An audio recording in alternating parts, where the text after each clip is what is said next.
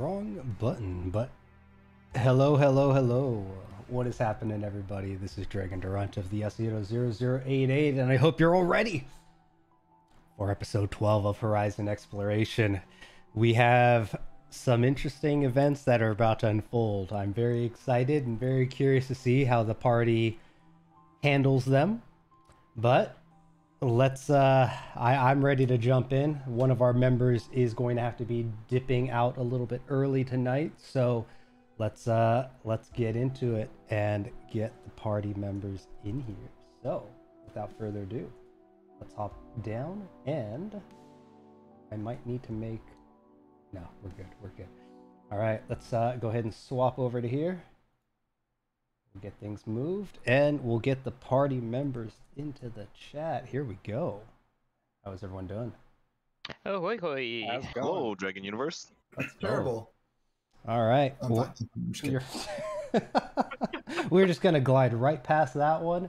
Your feelings don't matter. No, they do. But let's do a quick, very brief round of introductions. Get the party members into the campaign, and then we'll do a quick little recap and jump into it. So at the top, Sam Stonewill, played by Peter. Hi, everyone. Play Sam Stonewill. If you didn't know by now, I'm the group's technician. Yeah. Maxine Beck, played by Sean. How's it going? I'm the group's marksman and possible ass kicker. We'll see. Possible. Still high score. Yeah, true. Cadin Lumin, played by Calvin. The troublemaker at this point, I guess, right? We're about to find out. Daario Cortez, played by Sergio. Hey everyone, I'm your resident cool guy of the group. I wouldn't say that. Is eating... Wow. Self-declared, I guess. Self-declared. We'll see. We got a long way to go. And then Koji Akiyama, played by Corey. Hello, resident angry lad, and also the player that's gonna have to be dipping early tonight. Sweet. All right, those are the party members, and where we left off last time on Horizon Exploration. Since we're getting into it, let me toss this on. Got to make sure I can survive in this low oxygen environment we're in. But last time, on episode 11 of Horizon Exploration, the party, having examined where a catastrophe, or at least what the party believes to be a catastrophe. I believe Cadin, you had voiced some mixed opinions about what these various storms are, what these catastrophes are, where they hit, how how to avoid them by hiding in a cave.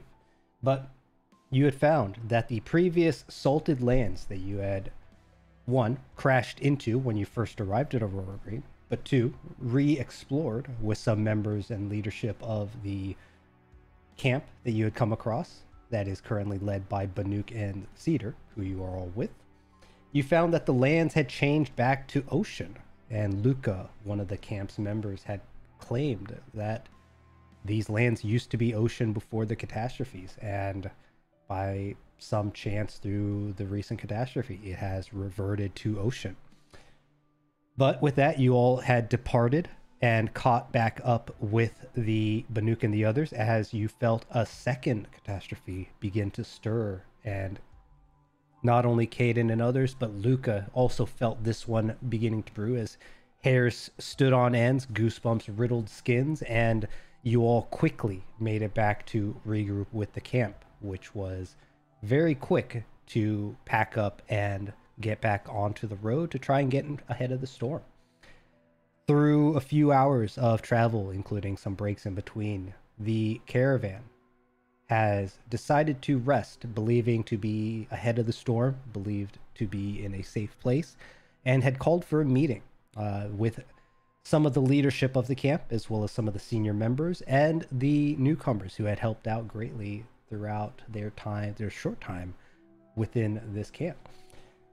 And through some tense moments, Banuk eventually, after I believe Maxine, Cadin, Koji, and maybe even some help from some others, had convinced the group, Banuk and Cedar, to share what they know about this Ignis character that seems to plague around Edgerson. And Maxine, I believe, believing that this Ignis might be responsible for the appearances and possible creation of the storms, or at least seems to be a hypothesis that she has.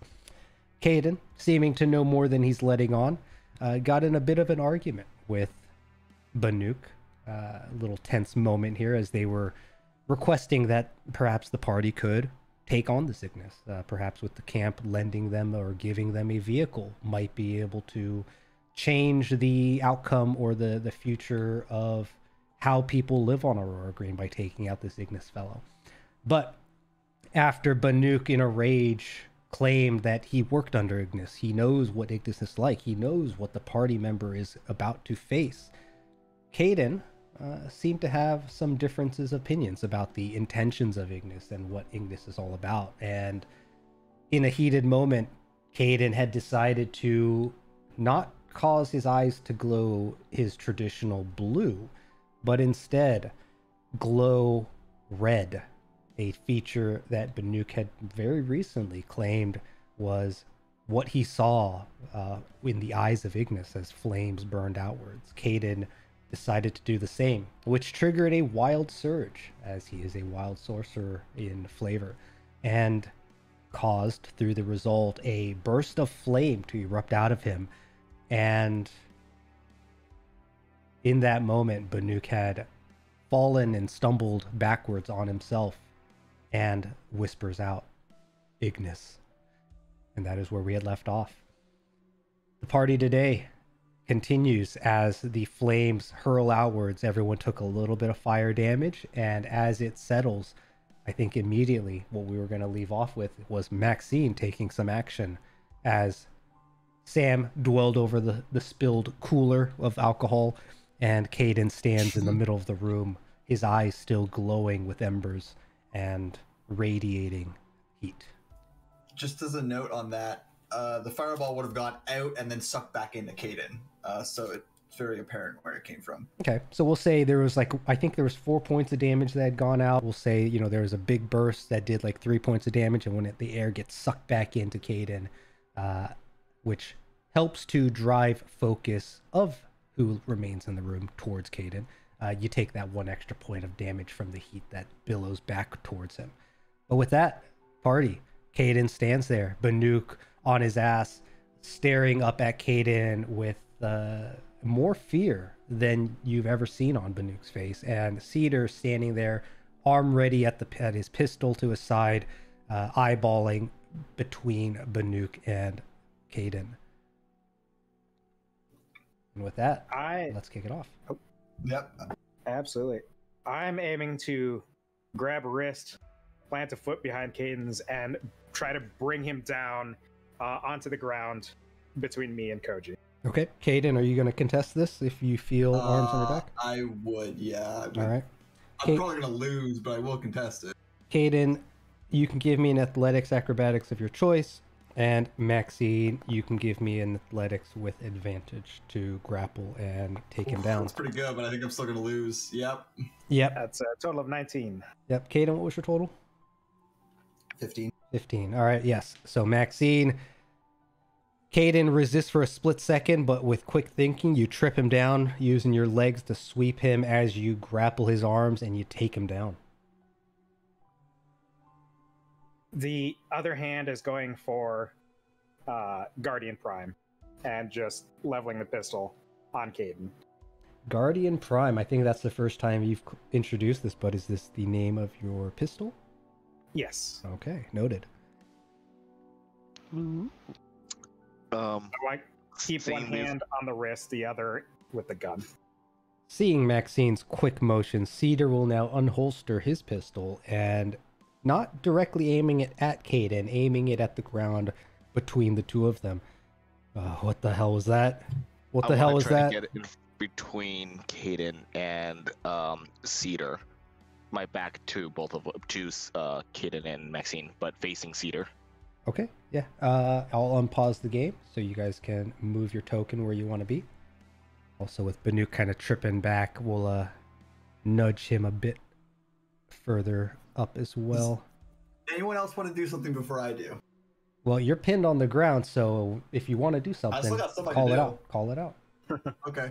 I'm going to bonus action flex cast to get 2 sorcery points back from first level spell slot. And then I'm going to subtle cast suggestion on Maxine and tell her to release me. Suggestion is concentration, is it not? Nope.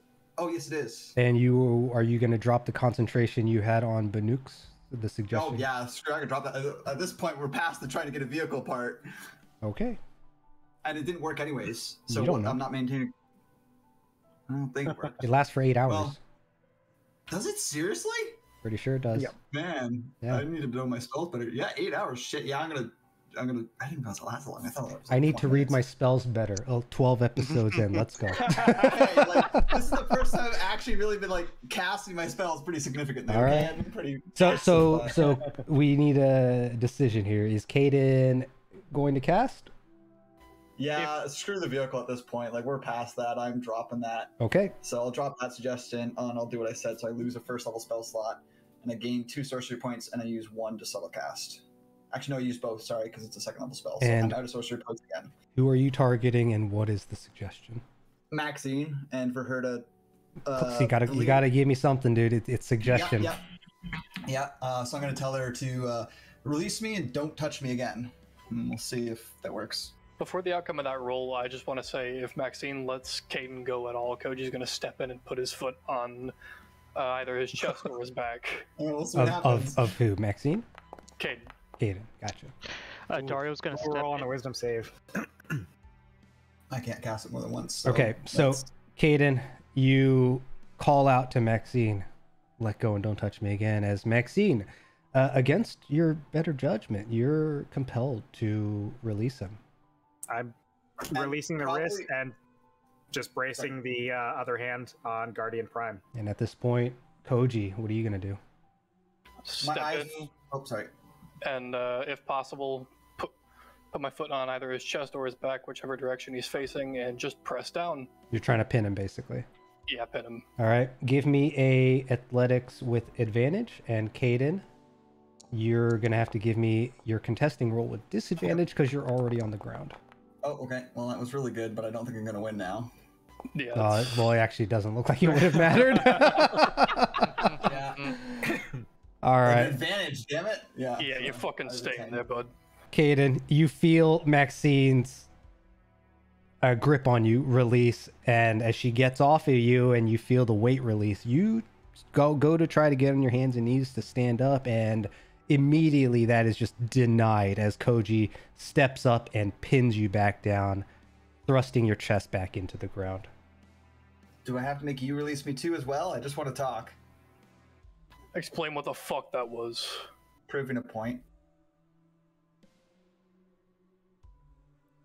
With that, I'm gonna change my eyes to blue now as well.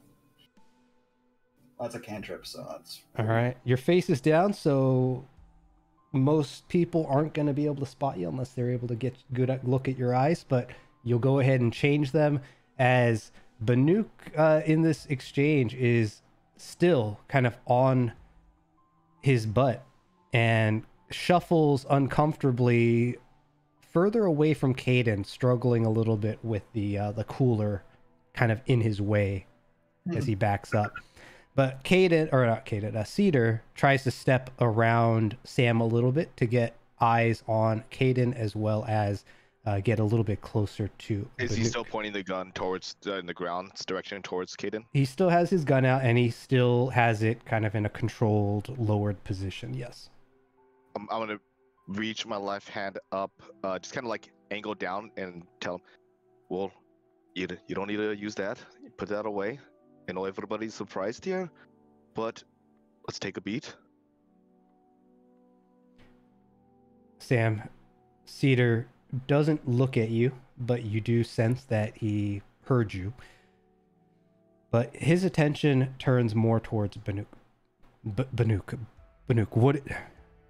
what did you call him? What did I hear? And in that moment, he has not quite recovered his composure yet, but Banuk, at the voice of Cedar, doesn't make eye contact in his direction. His eyes still glued in the direction of Cadin, but I'm gonna look at him with my blue eyes and see if that changes anything. But stuttering slightly. His eyes reminded me of Ignis back in Edrison. The way his eyes glowed in flame and the fire, though nothing compared to what I saw Ignis do in Edrison. His eyes narrow at you, Cadin, as your eyes change from red to blue, softening. Who are you? Cadin? Cedar steps a step closer. Sam, you're still kind of keeping him at bay. You have more to answer for than just Cadin. Who he is the man who saved all of our lives. He told us when the last catastrophe was coming, and when that thing that you guys couldn't even feel was coming. So before you start judging him, remember, we're only here because of him. I apologize. I may have lost my temper with Banuk. I'm gonna need Cadin to give me a persuasion. Actually, yeah, Sam and Cadin, both of you guys give me persuasion. Oh! And Hey, that's good. all right, 18. Cadin, you gotta call out your rolls, buddy. Sorry, 8. Okay.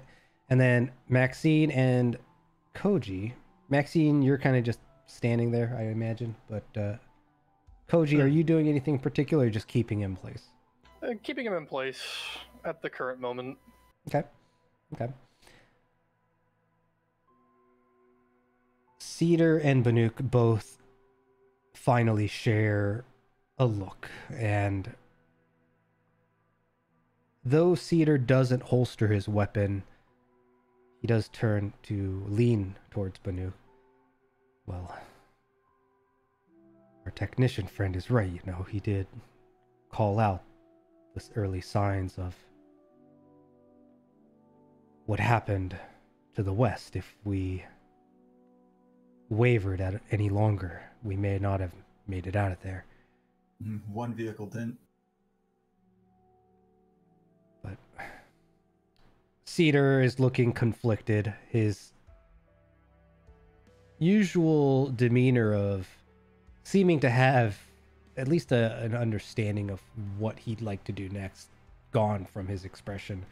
And Banuk seemingly, he seems to be slowly recovering his composure as he gets himself up, no longer on the ground, and though his eyes still glued in the direction of Cadin, he slowly moves his hands along himself to brush himself off. And the rest of you, do you have anything to say for this one? He clearly knows more than he's letting on. He clearly has some connection to Edrison and Idris, or at least I'm led to believe he does. You worked with Ignis. You know what Ignis looks like? I did work with Ignis. I Not do know what entirely she true. look like. He snarls, and his eyes lingering again on the ground where Cadin lays. You seem to be so confident to tell me what I do and don't know. Because I do know what I know. And yet you're unwilling to share any information. I'm more willing now. Now, is this really the best time to be arguing about this? We just got here. I think your people need to help finish setting up, and they might need their leader to do that. I think let's rendezvous back here later today, and we'll explain more when we can talk about it a little more calmly, and when the base of operations here is a little more set up. I think it best if we look back at our initial proposal about getting a vehicle going down to stop what is ruining our world. If you look at Cadin, you see what he's capable of. You've seen other people do similar things, this Ignis. You look at me, cautiously, almost hostilely initially. You know what I'm capable of, and some of that is because of the choices that I've made that have led me to this point. The allegiances I've sworn that have brought me. If we have someone on our side that can do what someone on their side can do, we might have a better chance. So let us sort out Cadin. We'll get back to you. We're still on the same side. We still have the same enemies. Give me a persuasion with advantage.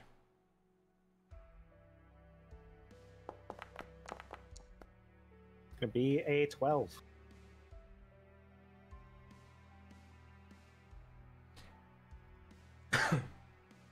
And that's directed to the group.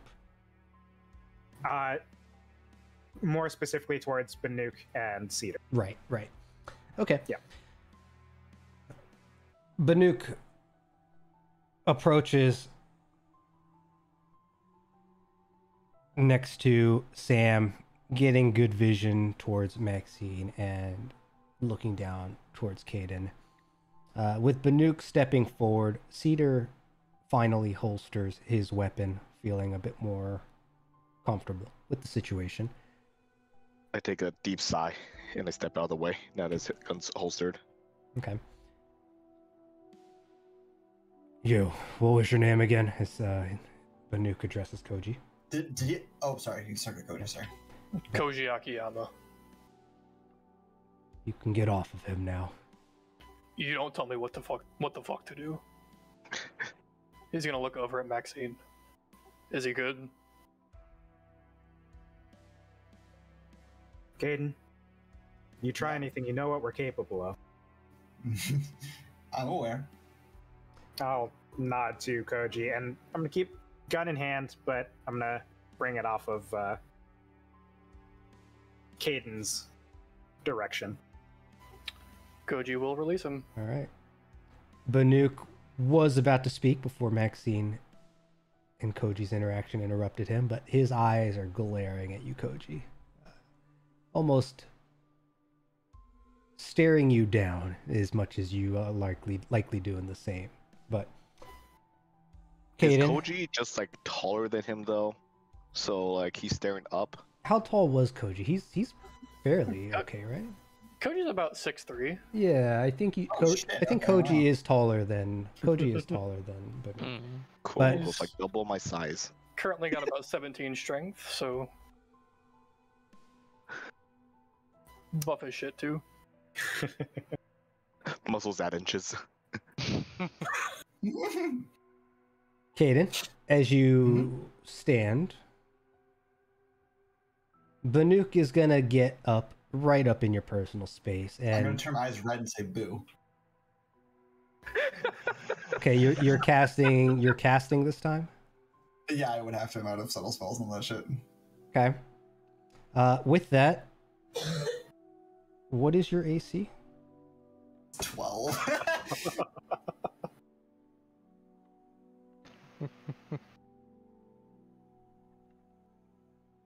Okay. We brought up, Banuk like an agent of chaos in our party. Banuk immediately Yes. smashes you in the face with his Yeah, fist, it's fine. and you take 5 points of damage. I'm tired of your games! And he looks over to Maxine. The camp appreciates the help that you've done. And you, as he eyeballs Koji, I've heard good things about you, so I won't say anything. But this is still my camp, and I am still responsible for these people. And you, as he looks back at Cadin, Mm-hmm. you may all stay here for the night, but don't expect a warm welcome in the morning. We'll continue this later. I want the rest of you to get out. as he looks to the five of you and gestures to the door behind you all. I'm gonna holster my pistol, kind of hover hand Cadin, because I don't want to put my hands on him. Yep, that's why I'm hover handing, and I'm gonna gesture to the way out. Before we go, and I pull up my ROM pistol. I don't think anyone should walk out of here looking so hurt. I mean this to be helpful, and I shoot beams out of my pistol here, which heal people. So 6 people. I'm doing everyone except Cadin. That's appropriate. All right. Everyone in the room other than Cadin will be able to heal 12 points.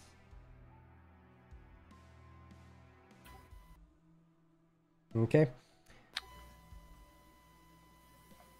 After everybody leaves, Koji's gonna hang back in the tent for a second and keep staring Banuk down. Well, Banuk's staring you right down too. You want to give me an intimidation roll? Absolutely. Is it a constitution check to play a staring contest? Banuk looks away first, but the rest of you. Anyone else lingering in the room? I'm waiting for Cadin to step out. I'm walking behind Maxine and Cadin, and I'm trying to push Maxine's hand onto Cadin. Actually, how would that work? Because she can't willingly touch me. Yeah, Cadin, what's your stealth modifier? My stealth modifier? +4. +4. I have no idea he casted this, do I? Maxine, I need you to give me a... I solo cast it, so you saw me speak to her, and she let me go. Maxine, give me an intelligence roll. Intelligence roll. I know, weird, right? Crazy. Yeah. It's gonna be a 5. Sam, as you keep trying to push Maxine forward and usher everyone out, you notice that oddly, Maxine seems to be completely unaware of the fact that regardless of how much you kind of shove her forward, her hand just seems to hover and retract in the exact same position, hovering over Cadin without ever touching him. But with that, as you all make it out, and as the last of you make it out of the room, Sam and Daario, give me a perception roll. Ooh. Result 14. 11 and 11. All right. The two of you, as you're kind of at the tail end of the pack here heading out, you'll overhear some conversation between Banuk and Cedar. Banuk seems to be occasionally raising his voice, and Sam, you only hear bits and pieces of what Banuk has to say. And Daario, you recognize that Cedar's voice is mixed in there as well, but Cedar's voice is a bit more difficult to hear out. But Banuk is saying, I don't trust them anymore. I don't think they should stay much longer in the camp, regardless of what they've done. And Cedar says something along the lines of, perhaps it would be wise if we gave them a vehicle to deal with Ignis. They seem to, at least Cadin seems to know a bit more than the party does regarding Ignis and Edrison. Perhaps they could pull it off. So, Daario, you hear the little bit from Cedar. Sam and Daario, you guys hear Banuk shouting that, you guys are probably going to get... He wants you guys gone. Yeah. But with that, you're back into the makeshift caravan kind of camp. And real quick, a couple things to share. Also, a mention of something I forgot from the recap earlier, which is... 1. Where is it? Maxine, you had taken some photos of that mandible. Now, this mandible is a bit fresher image-wise, and the pictures you took would have been a bit darkened, but there has been a mandible image added to the records, which was taken from those insectoid creatures, which Sam was able to recover when the caravan camp was packing up, and Cedar, who had it, got a little distracted with the maps. As you exit... This is the most high-def picture we've gotten all game. I fucking love this picture. Well, remember, Maxine was, positioning it and trying to get good photos of it, so a little high quality, who knows. But at the same time, the camp does look a little bit different than it had before, but ultimately, right, the vibes are still going to be the same, as the vehicles have now fanned out. It's not as unpacked as when you first saw the camp. They still seem to be kind of partially unpacked just to camp out for the night to see what's happening the next day. But you all walk around, and the relative position of everything, right? Command center still at the center. Vehicles are still on the northern side and a bit spread out in a half circle. And then the civilians are set up in their kind of RVs and trucks and other vehicles with kind of tents or whatever camp setup that they have around them, making this kind of makeshift caravan village of sorts. But as you walk out the southern end... imagine as we walk through this, like, this spot now, there's two people arguing inside going, why do you have an extra screw? That's supposed to go somewhere. It's like an IKEA desk. Yeah. Is this the spare? Do we need it? Is it important?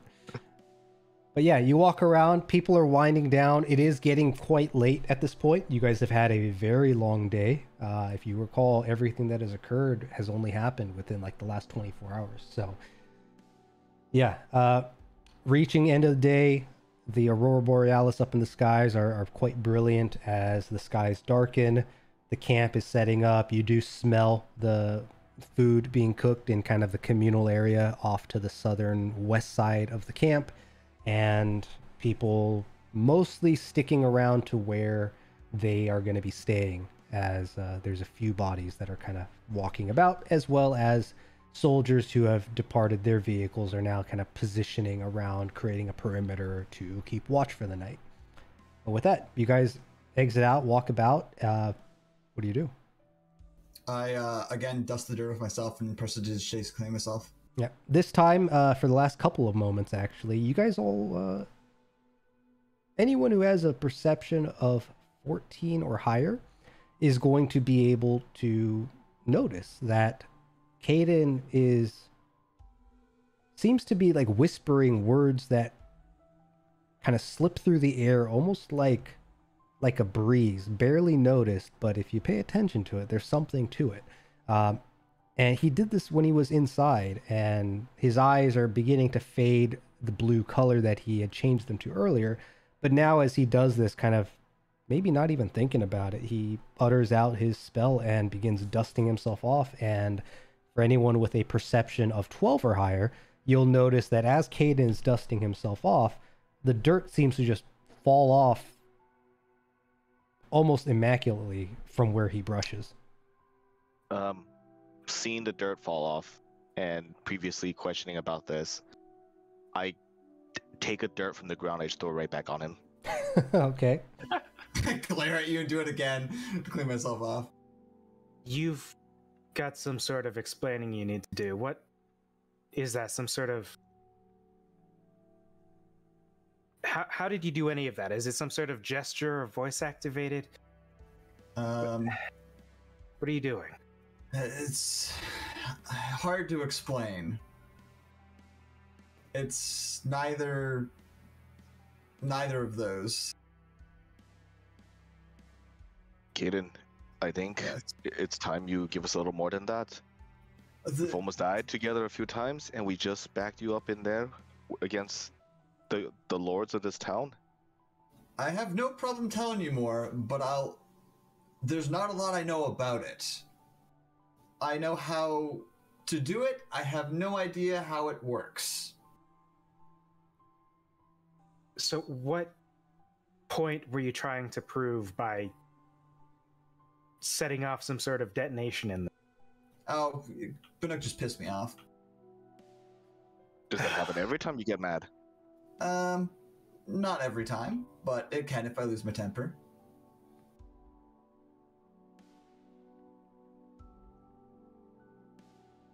He is a hard one to talk. Well, To be honest, I answer knew us? that you were going to get into worse trouble sooner or later. I've been in worse trouble. Well, at this point, I think we might have bought our last favor from this, from the group.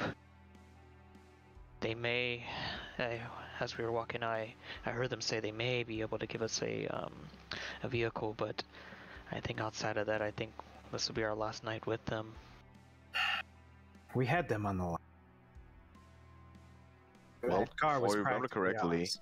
the last Jeep we came in, the keys were still in there. Yes, they are. If he's likely to leave keys in, maybe others are the same. The Maybe they keys don't are think still there's there. others You that could can just rob them. take them. I'm less worried about burning this bridge all of a sudden. Let's see how things shake out first. I mean, Banuk made it very clear he doesn't want us here in the morning. I'm fine to stay the night, but I think we gotta leave. Just make sure you have everything with you. Probably not going to get a chance to rummage around for anything we left laying around. Time comes. I'm ready to go whenever. I pack light. Sam, maybe if we go back to the vehicle that we came with, we can look through the boxes that me and Cadin had packed. Maybe we'll find Yeah, we can something unload useful. them at least. You guys do had more already stuff. unloaded them, if you recall. Oh, we had? Okay, Yeah. yeah, sorry. We can rummage through them to see if there's anything useful. That's a group decision. How do we feel about how pissed off do we want to leave them? They're pretty pissed already.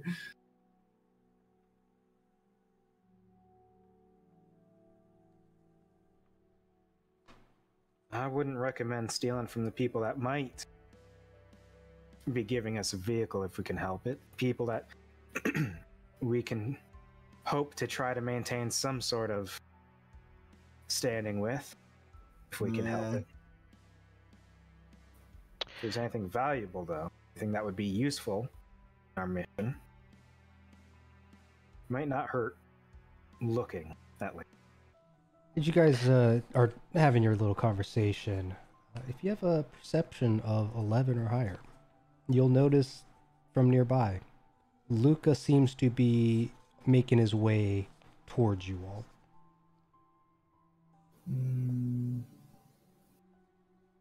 Oh, I did see this. I have 11. Oh, it looks like Luca's coming this way. Look at both, yeah. Hey, how did things go in there? I thought I heard an explosion. It was tense. Hotheads. Were you able to get some information out of Banuk and Cedar?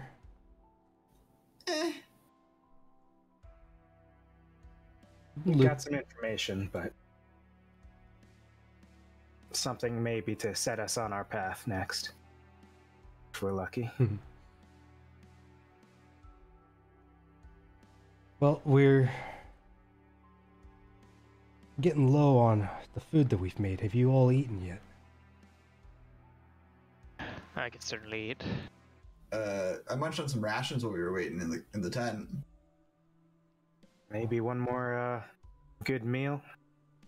We're probably not going to stick around for too much longer. We've got work that hopefully we can make things better on Aurora Green or successful.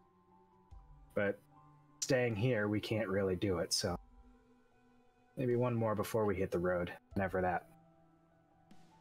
Well, it's right over there. Just make sure you get it before they pack up. We're telling everyone to try to get some rest early tonight.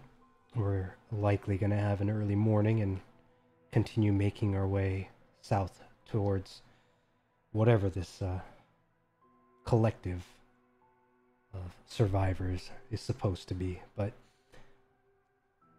Banuk seems confident that we'll be there before long.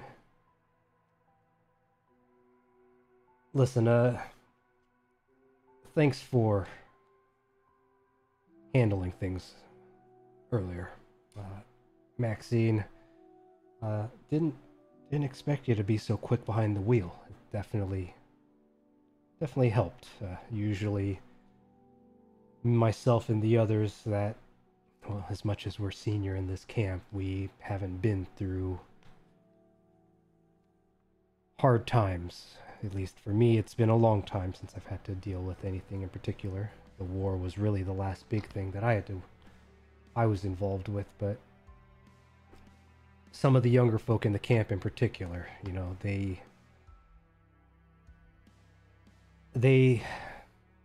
have only ever seen catastrophes from afar, you see. None of them, well, maybe only a few of them remember when they were young, when the catastrophes first started to hit, and when we lost a lot of people back then. Even myself, I was still quite young. The first catastrophes I had ever seen were when I was in my teens, so I can tell that you guys have been through more I'm just than... glad you welcomed us in. I mean, we came here strangers and got off to a rocky start, but you all welcomed us in. We made a couple of friends here. We're kind, and I think everyone is actually better off now than we were before. For us personally, we found more about our mission now that we have a direction where to go. What are you guys thinking? Maxine, what did you say? We go south? There's the other town? East, probably. East. Luca's looking at you guys with a clearly concerned expression. What town are you trying to get to? Any place of population is going to be a lot more useful in us trying to find information. Trying to make Aurora Green a better place for everyone. Gives you a bit of a conflicted nod, but so you all know, you all have a plan then. You're going to be leaving us? Is that what I'm hearing? For the time being. Hey, in a town, maybe we'll find a print shop laying around. Some radios that would... Yeah, that would be something, wouldn't it? Well, I'll see what I can do about letting the others know that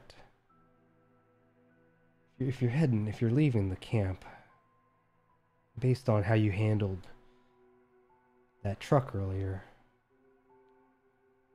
might do you guys some good to have some wheels. I can't imagine trying to go to any of the nearby towns without one. It's gonna take you some time. Weeks. Take a while, and if it came down to it, doubt we'd outrun anything too hazardous on foot.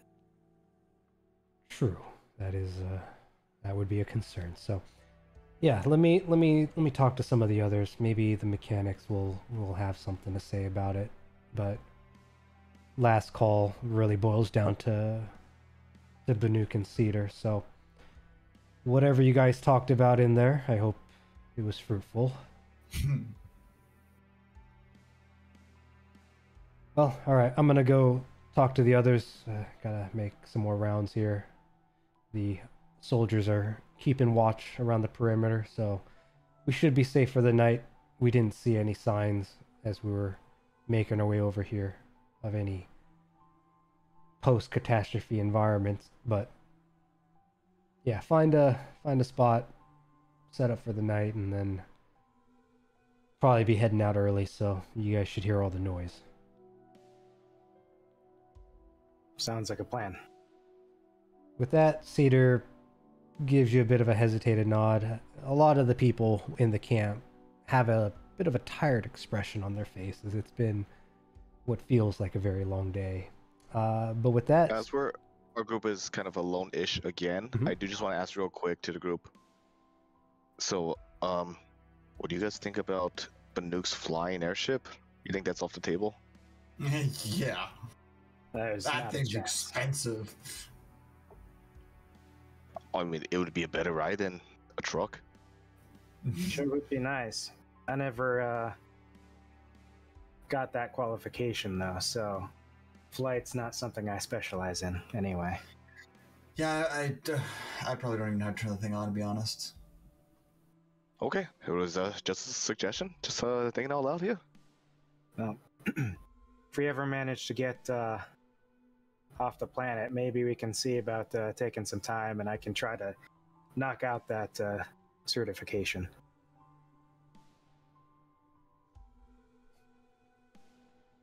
I do have pretty quick reflex.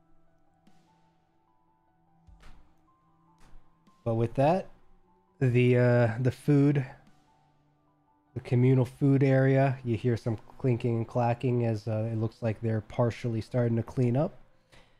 To where all the other citizens are, you see some of them are kind of lights out already. Others are lingering about still. Soldiers are postured in their 2-3 man kind of groups, separated out into kind of like the hourly quadrants of a clock.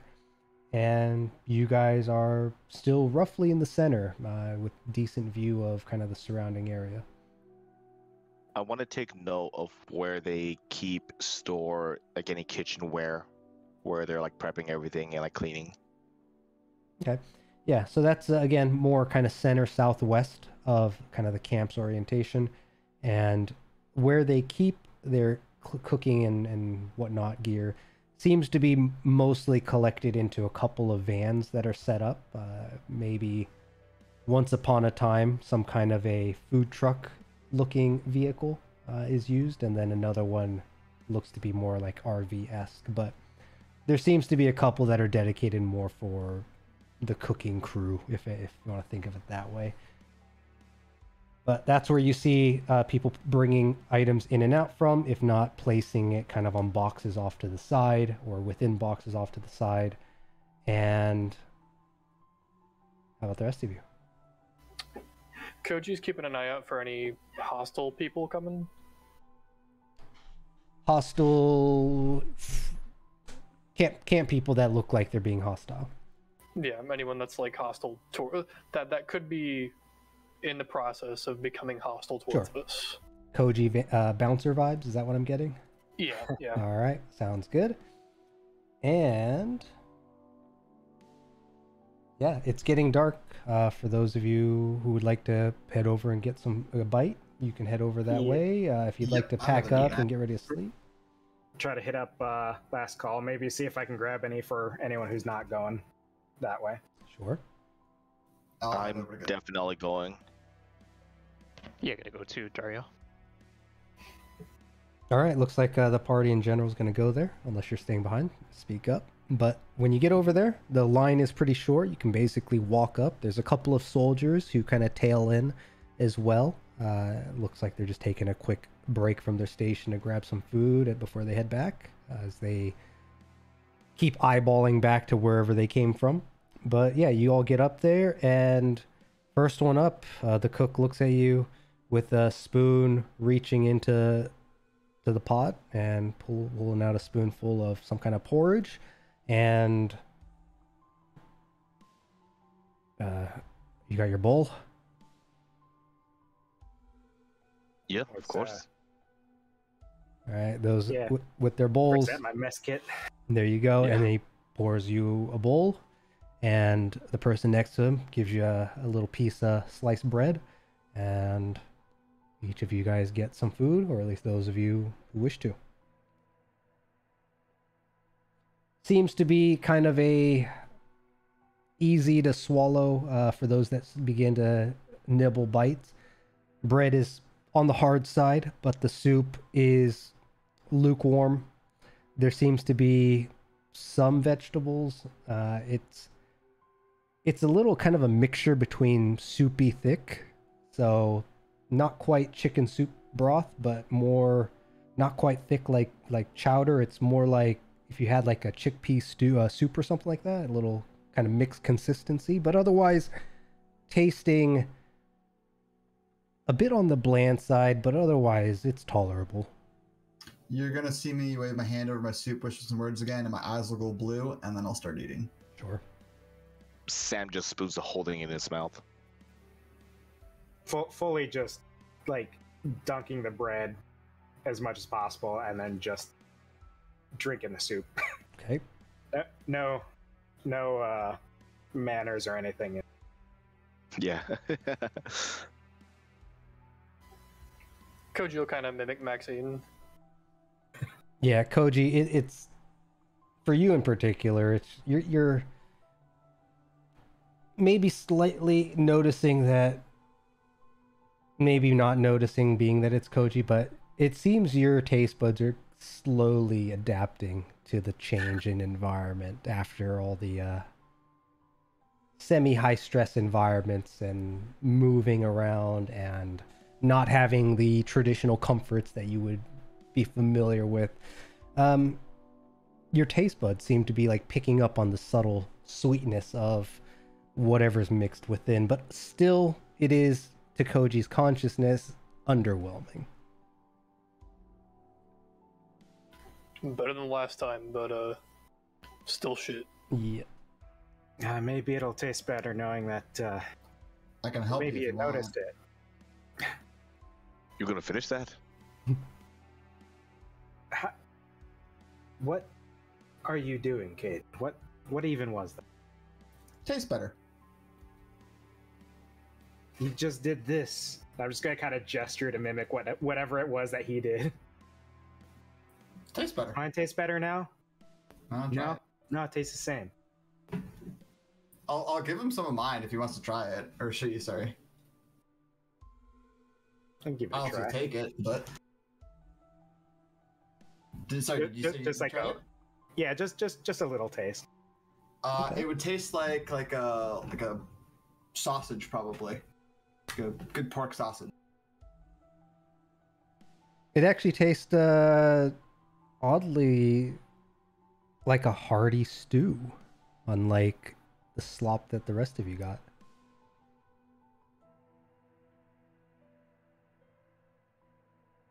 I'm gonna need you to explain how you do that at some point, because I don't know if you have like a nozzle under your sleeve. You spraying something in there? What? No. You that doesn't make food taste better. Doing this. I'm slowly imagining. I'm slowly sorry, imagining this, quote unquote, being Cadin Bay. I'll wave my hand over my food again, and it will taste like a sweet dessert or something like that. And I'll offer another piece to Just Maxine. fully dunking a finger in the soup and trying, and just looks baffled.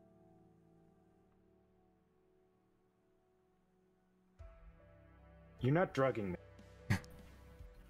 No. Sam takes out his medical scanner and scans Maxine.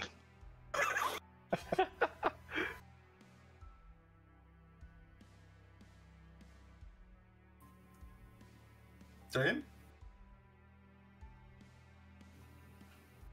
Remind me. I know prestidigitation lets you warm and cool, but does it actually let you change taste? Yeah. It's, There's like what a do you- smell feature of it. Yeah, so Okay.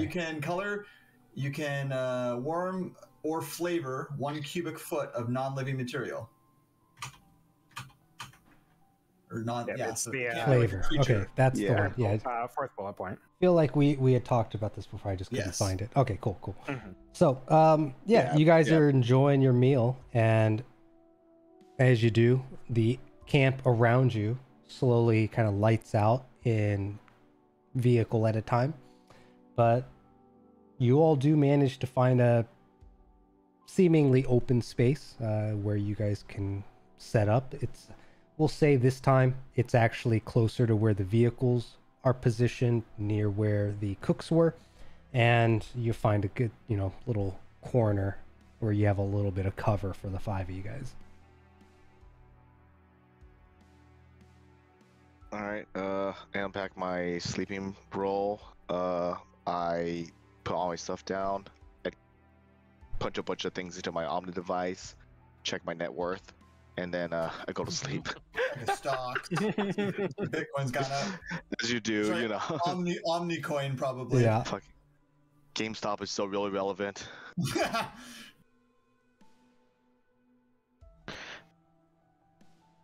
I want to check my device, see if there's an option for like an alarm clock. Oh, there would be, sure. Okay. I want to set it up pretty early with the, let's say... Like, give me Earth time equivalent. We'll say about 4 a.m. 4 a.m. Okay. Yeah. That's early. Before, let's say before even dawn, any close, like, before any daylight even's gonna come up. Daario, as you're thinking about this, if you stay up for any sort of, just party watch, the last hour might even coincide and lead into that alarm time. So play it how you will, but if you don't wake up, it'll go off at like 4 a.m. Earth time. Okay.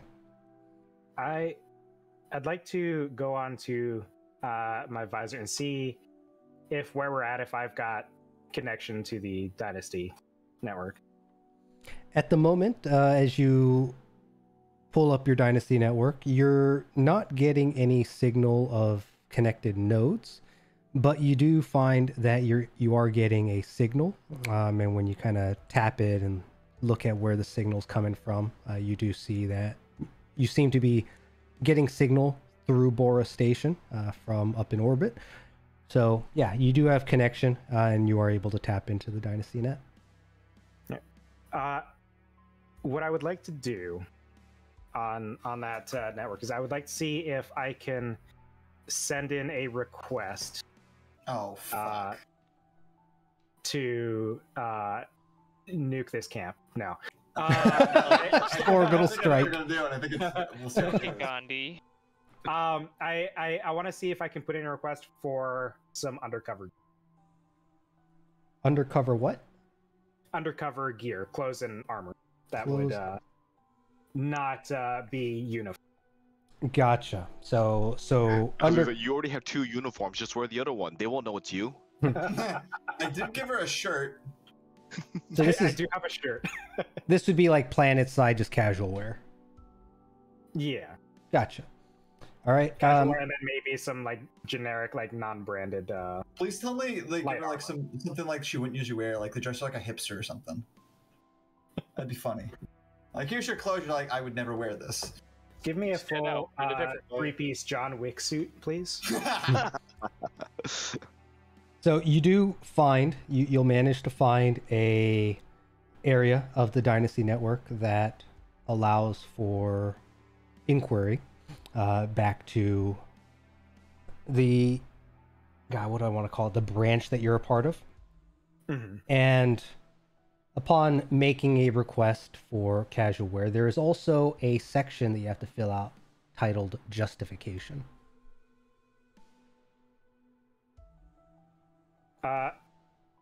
I'm just gonna, like I would normally for any kind of the appropriate paperwork, but I just want to fill in the information that my presence has been treated with suspicion by locals planetside, and that it would be more conducive to the mission to be able to blend in.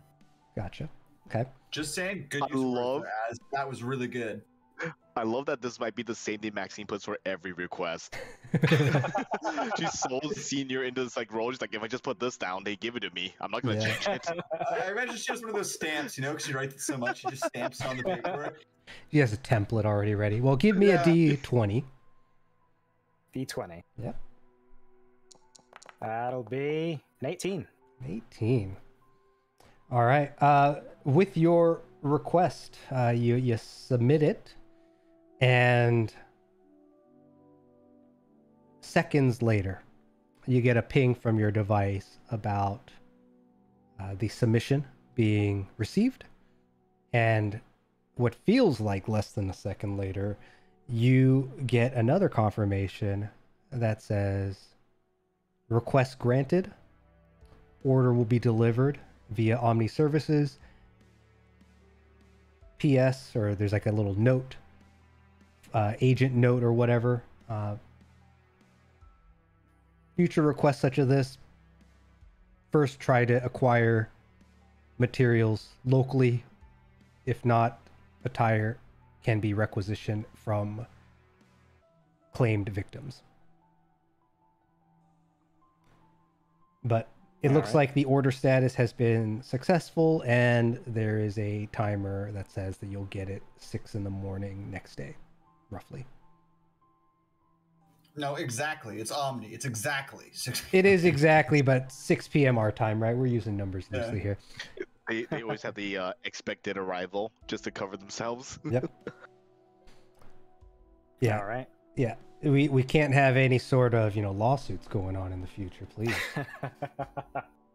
All I right. bet that phase is out. It's nothing but. All right, cool. Anyone else like to do anything as the rest of you are getting ready to crash? Nope. Good. Cool.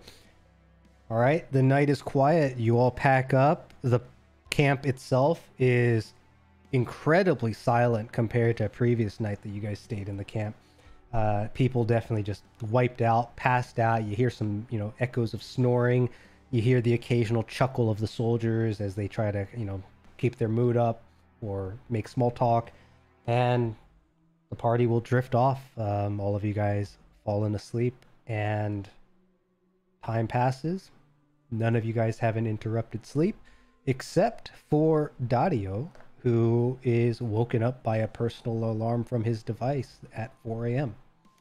And it's around this time, Daario, when you wake up, that you see others in the camp are starting to stir incredibly early, unexpectedly so, as civilians slowly kind of make their way out within the next hour, as well as soldiers kind of going through a rotation change somewhere in that hour as well. But 4 a.m., Daario, what do? You get up? Yeah, so I want to go to the boxes that we had unpacked, or at least taken from the vehicle. Yeah, the ones that you'd taken off the other vehicle, sure. Yeah, and I want to start to kind of go through them, kind of rummage through them, see if there's anything that'll be useful for us. Okay. You make your way back to the vehicle then, and look to where the boxes were unboxed or unloaded. And upon reaching the site, you are... Oh, we lost someone. Yeah, that's Koji. Oh, yeah. Koji may have to leave. He has a family situation. So, No problem. yeah, if he had to dip, that's fine. I'm just gonna... Yeah, he just sent me a message. He's sleeping. Yeah, he's sleeping for now, and then later he'll just kind of be a bodyguard, and otherwise, we'll play it out as in Koji ways. But that said, Daario, you get back to the site, and you find that of the boxes that you guys have loaded up, right, there was like 4 boxes on the roof that you guys were able to secure, and then I think in the back, there's like 5 boxes that you found or that you were able to pack in. And upon unloading them all, Daario, you had already gone through one of them that had some, clothing and blankets in it. But you'll find that where you had stacked the boxes away from the vehicle, some of them have been moved. 6 of them, in fact. And what remains are 3 unopened boxes kind of off in that corner. All right. And... walk up to it. Kind of at least start to open them up. Okay, as you go through them, I'm going to have you give me... Gosh, what roll would this be? Just give me 3d20 rolls. Sure.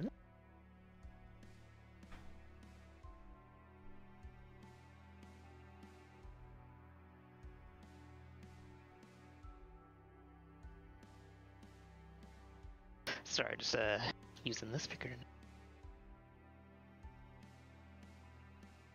So on the bottom right where the chat box is, you should be able to click the D20 one, which is the second on the right, from the right. And then you can just roll 3 of them that way. Let's see if that went through. That looks good to me. Yeah, so it tallies them all, but I'll just open it up. And then looks like you got a 14, a 7, and a 10. All right, so you open up 3 boxes, right? Okay. 1, 2, 3. Let's see here. You got a... Where'd it go? 14, 7, and a 10. All right. So opening one box, within, you find what appears to be a bunch of scrap. There's some various parts and pieces of what look to be electronics. There's some little metal bits. It looks almost like engineering supplies of some kind, but as far as the quality or usability of any of them, nothing inside this box seems to be in one piece. It seems to, again, a bunch of spare parts, a bunch of electrical metal components and whatnot.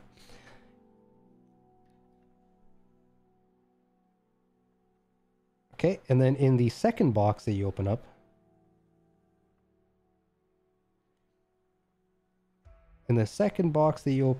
you will find... This one has more clothing in it. So it's going to be more... There's a couple of blankets. And then you also have what look to be, as you kind of fish through it, there's some pants, some shirts, a couple jackets.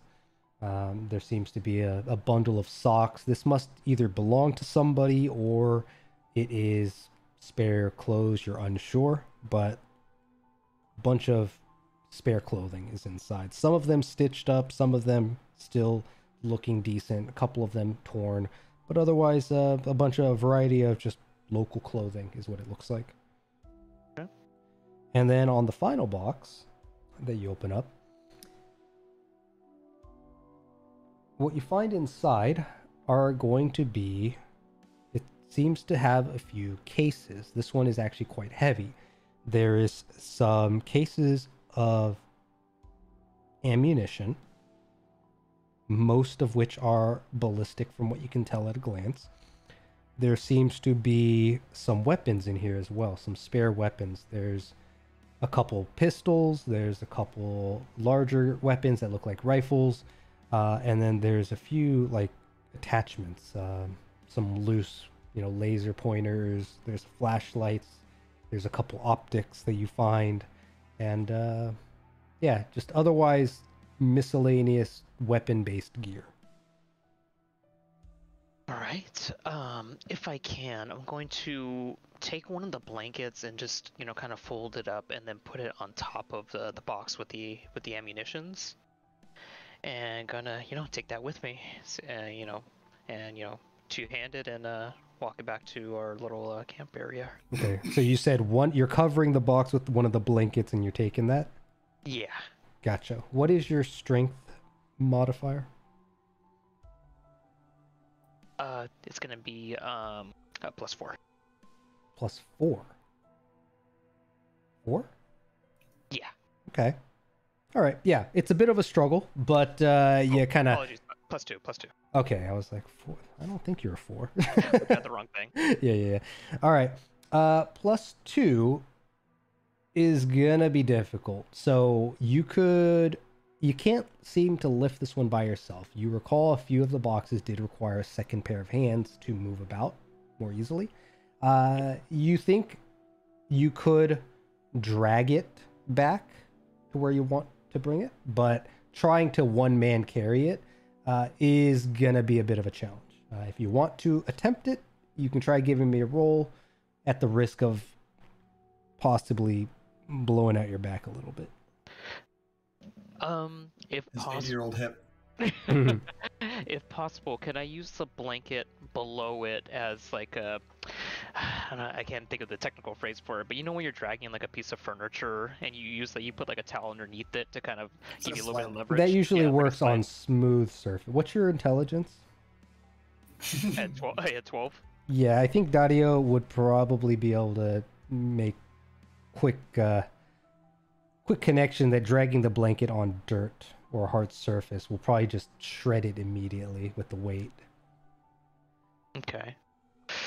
Struggling with it, I'll go ahead and I'll take a couple of the pistols if there's 2 of them.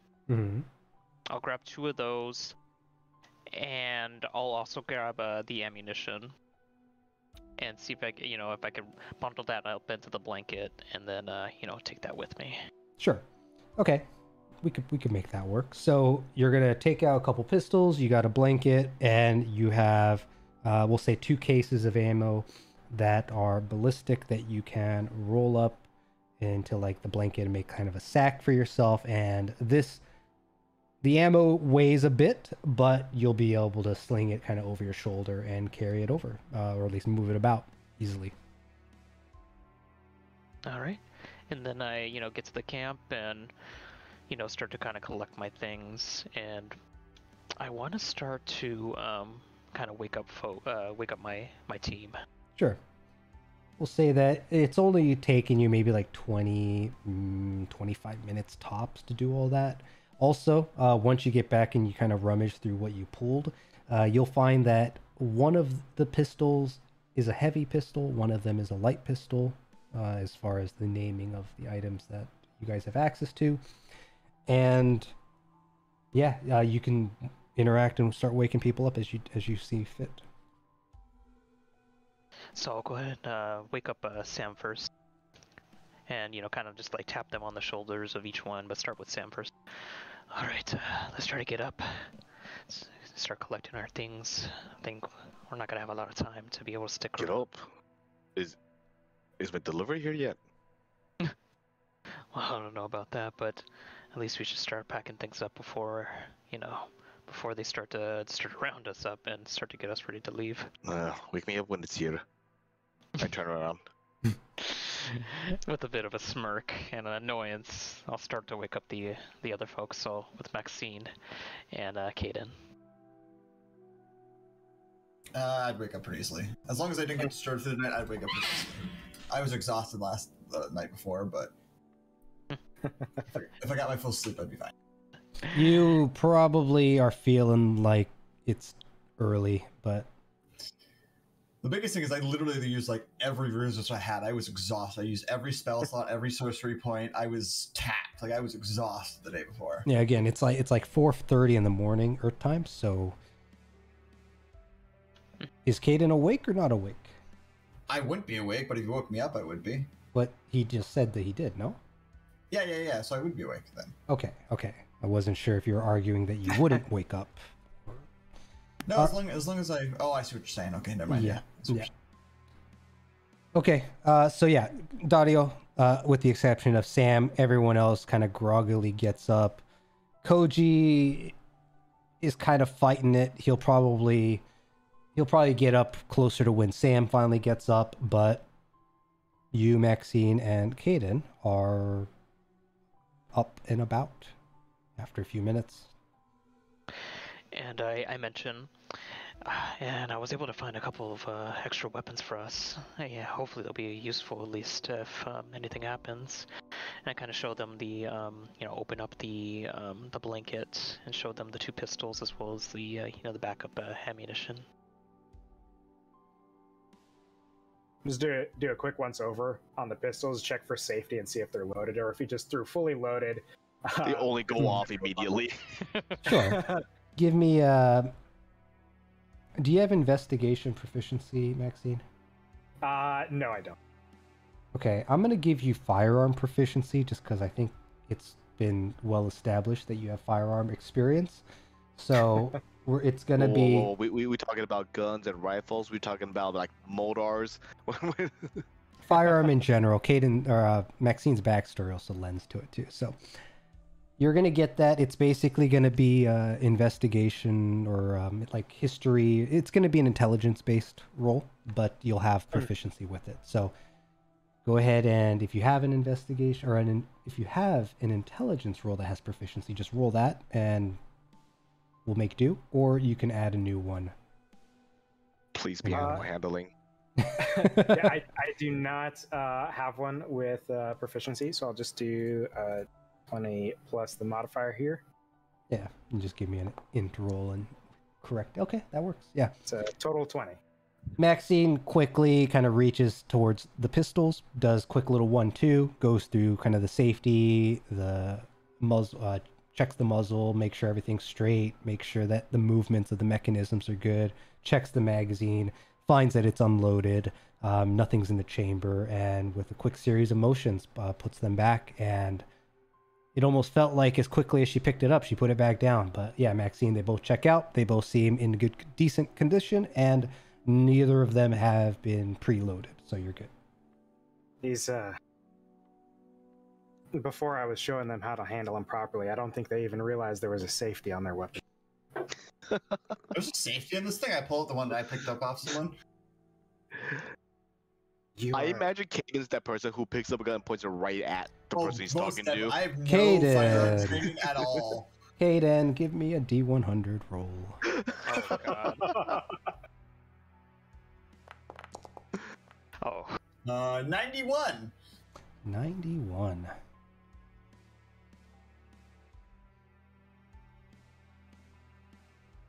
Alright, I don't think this one's gonna really affect anything. But yeah, Cadin, you feel your fingers tingle for a brief second, and you feel what you think is some of your quote-unquote magic arcing between your fingers and the gun as you hold it up.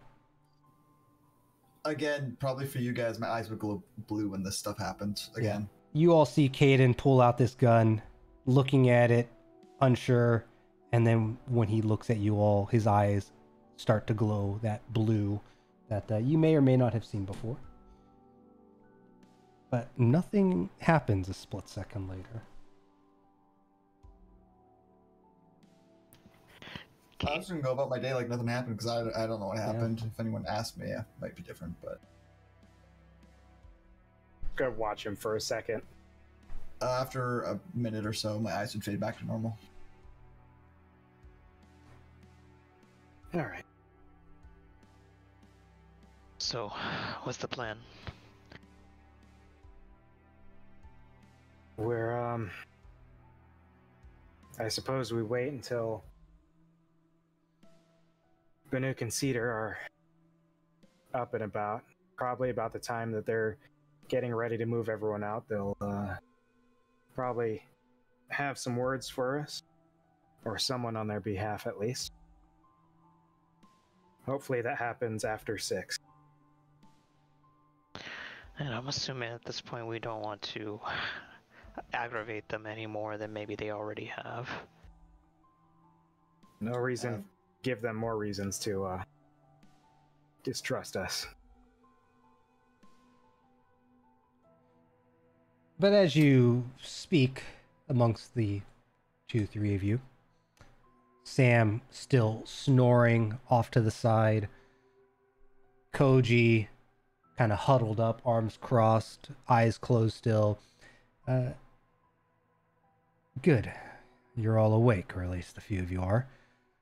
Maxine, Daario, can I borrow the two of you? As Cedar speaks out from nearby, approaching from the center of the camp. Before I leave, I'll let Cadin know you're gonna be alright for a little bit. Yeah, I don't. Why would I not be alright? Well, if you can, keep an eye on Sam while we're gone. Yeah, I'll babysit the dwarf. It's fine. Technician, short guy. Yes, Cedar. Yeah. Let's talk. Mm-hmm. With that, Cedar nods and starts walking back to where the command vehicles are. Yeah. With the two of you in tow, you make it into the room where Cedar often is found, with the table kind of laid out in front of him towards the back of one of the vans, and he has a bunch of papers laid out. You'll be able to spot, stepping to the side of it, that there's kind of like a makeshift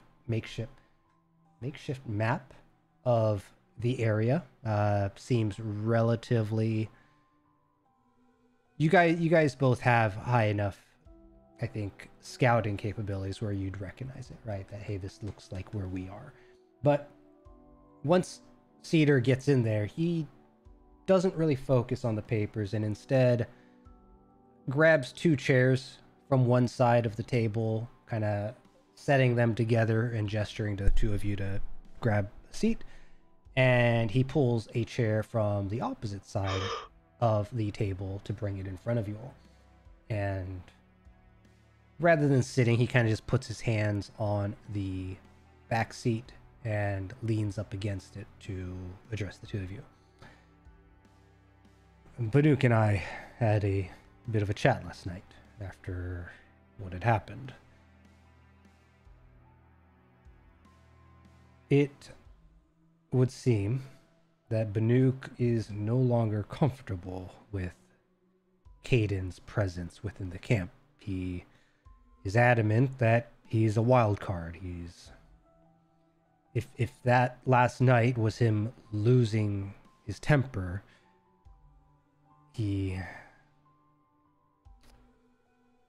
was very persistent that Edgerson started very much the same, with someone losing their temper. Banuk doesn't want to risk the others in this caravan, and I am inclined to agree. He pauses to look at the two of you, but will continue.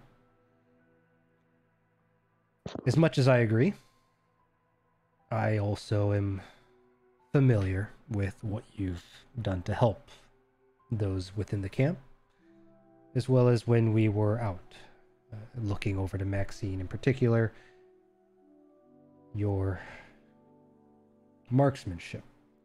I heard from Banuk and Luca back at the caves was impressive from what they had told me.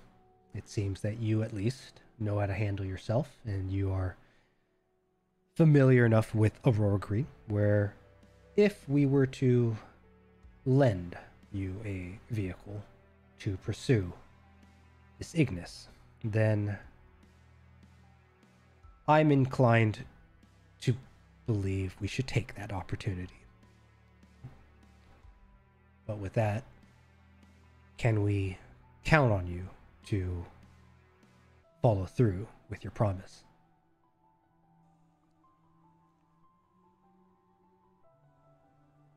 Muted? I think with such familiarity with Banuk, you understand when someone is set in their goal.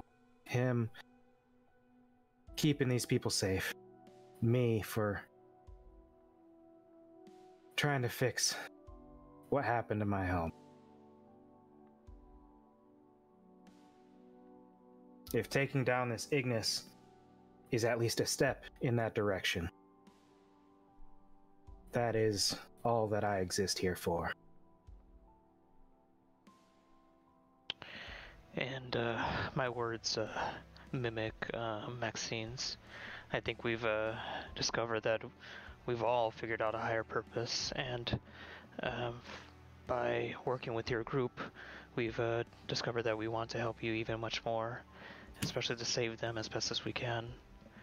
And we want to do everything that we can, not only to ensure that you will continue to survive, but also stop whatever is causing all of this.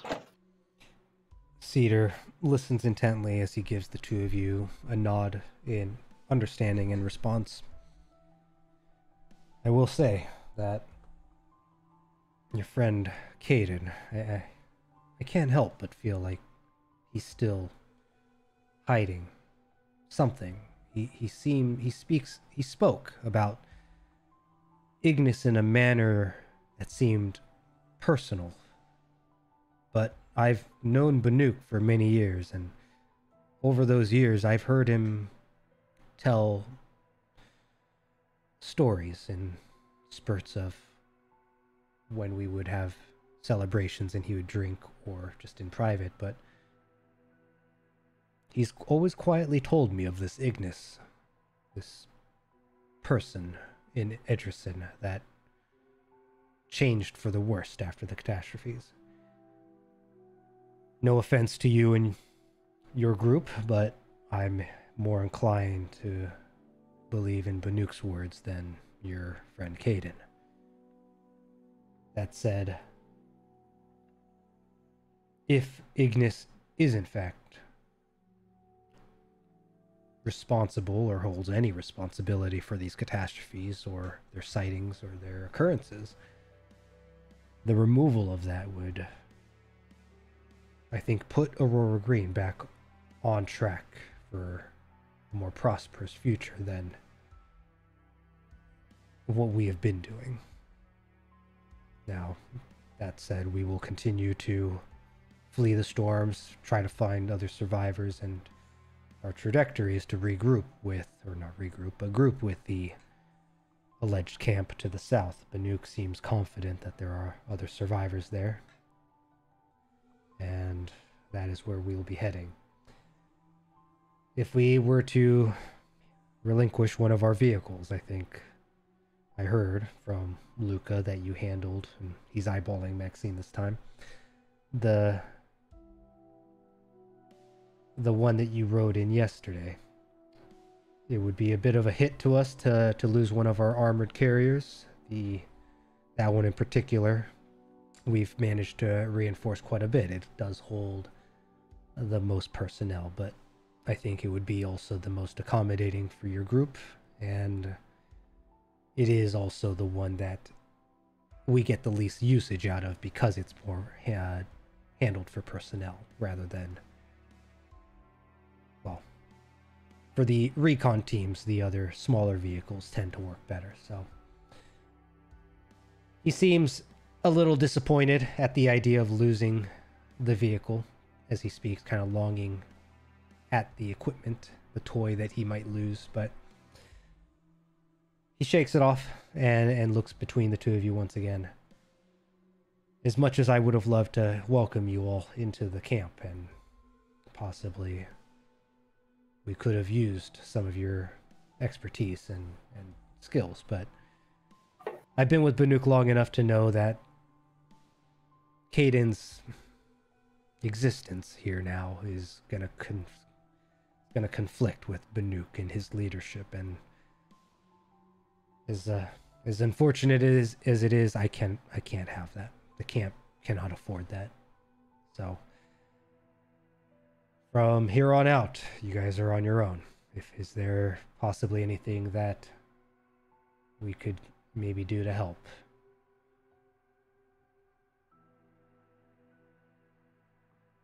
If you've got any duplicates of your maps of the surrounding region,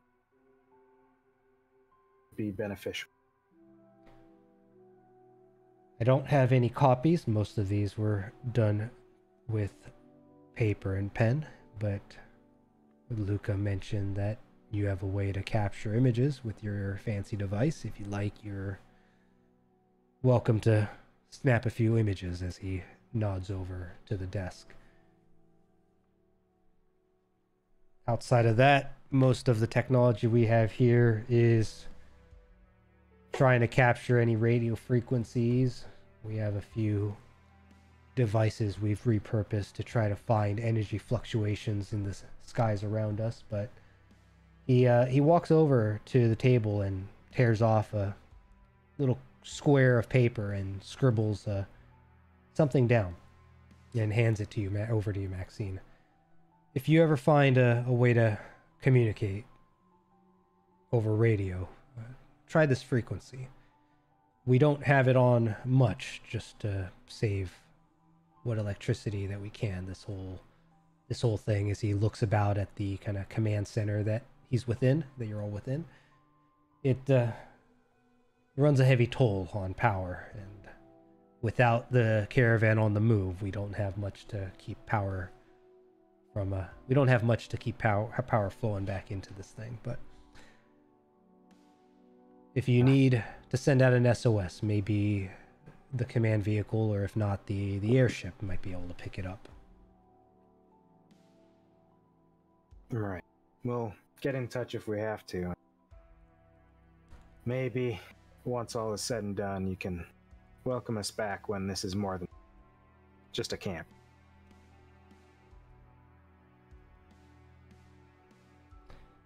He nods, and well, is there anything else that we can possibly help you with? If not, the caravan will likely depart in the next hour or two. And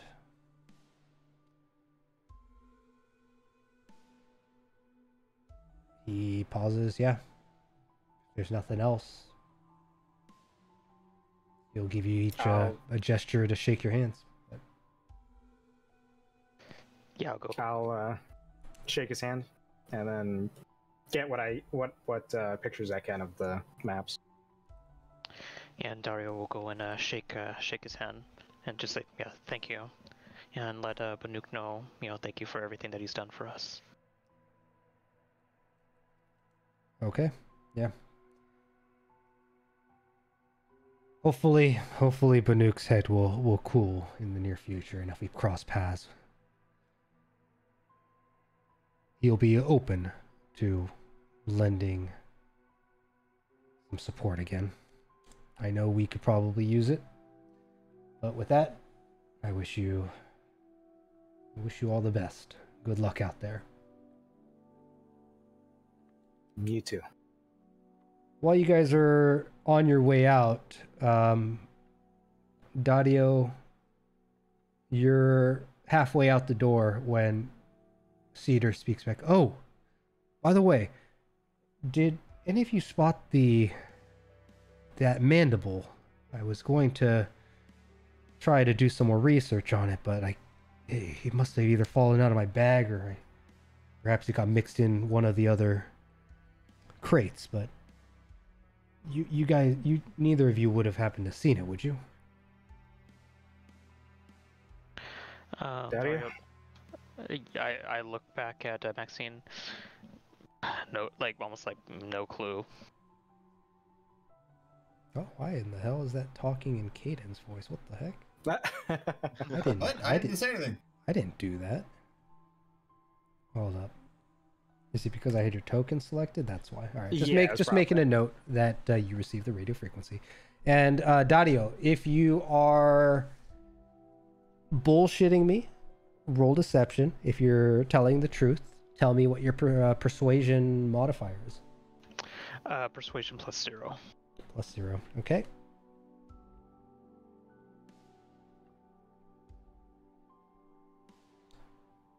That's... Oh, go ahead. He's scratching kind of the top of his head, just looking around. It's like, all right. Well, I appreciate it. And he just looks around. It's like, where did I put that damn thing? All right. And with that, you guys make it out. And by now, maybe it's like pushing 5 a.m. or so.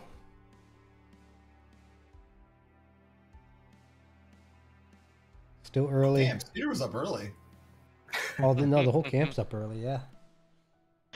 I think heading back, I'm just gonna want to start looking over the vehicle a little bit just to become more familiar with what we're working.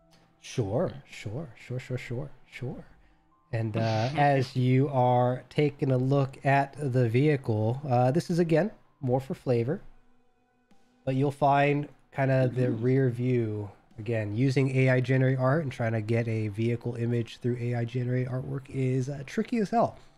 But I think this will give you guys at least an idea, right? Kind of from the rear view of the vehicle. It's looks like a brake light's out. It does look like a brake light's out. Thank you for nuancing AI. But the vehicle is relatively armored from the looks of it. Definitely seems like some kind of an armored personnel transport of sort.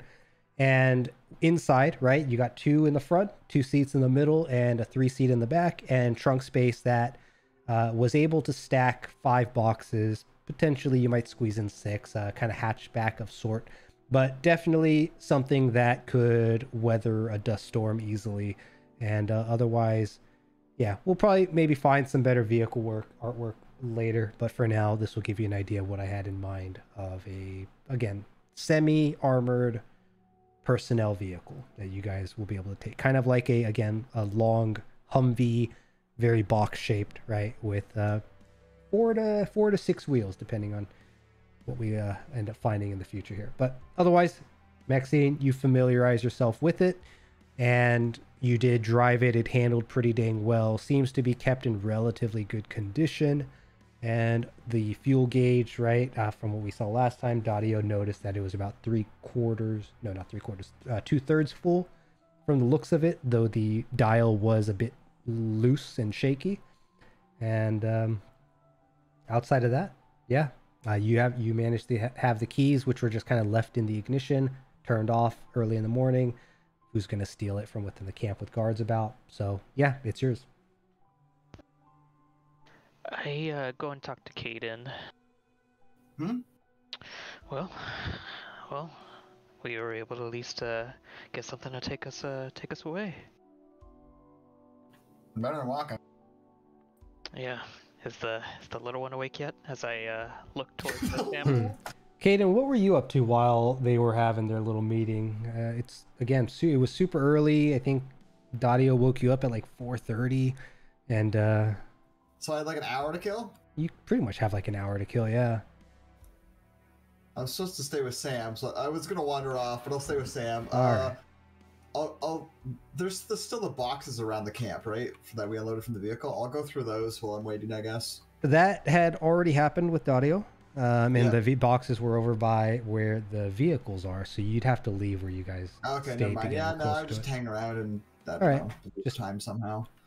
Maybe you dozed in and out of sleep. Who knows? But I'd fiddle around with mold earth and I'd be playing in the dirt essentially, Sure. practicing.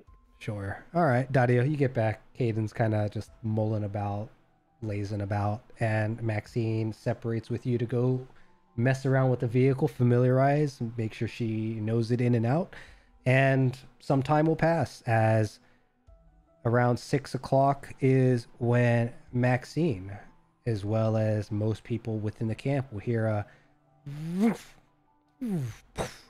as something zips through the sky. Before you can look up, there's this kind of dust trail, or not dust, vapor trail of kind of this foggy bluish ring that forms and begins to spread, with a trail going kind of through it, and then some sort of white object that is jettisoned and falling near the camp as Maxine, close to you, outside of range of any people, so maybe this will be a little bit westward of your current position, you hear that crash and you get a notification on your visor, or a sound notification that brings your attention to your Dynasty device that has a prompt that your recent requisition request has been fulfilled, package has been delivered at blank blank, well, the time and distance from you being indicated. Sam, I'll start making my way over to that. all right, you're going to make your way over to it as kind of some people collect around it. The soldiers are kind of pointing their weapons in its direction as you see up in the distance, close by, a white container that has crashed and kind of crashed and embedded itself into the ground slightly. Sam, I need you to give me a Constitution check with disadvantage. Okay. Yeah. 11. Sam, it's going to be your call, but you heard that shuttle and the package, and you might think it's yours, but if you don't want to do anything, you'll just kind of, it's like it still feels too early, you'll just drift off back into sleep. But I will stir awake. I'll check my Omni device, check to see if the delivery is here. yeah, as you look up kind of groggily to your device, one, you'll notice that there's no notifications, and two, when you look up at the kind of solar time that it is currently, you'll be like, this isn't the right time, it's still too early before you get your packages. Cool. If it's still too early, then I will turn the other side and go right back to sleep. all right.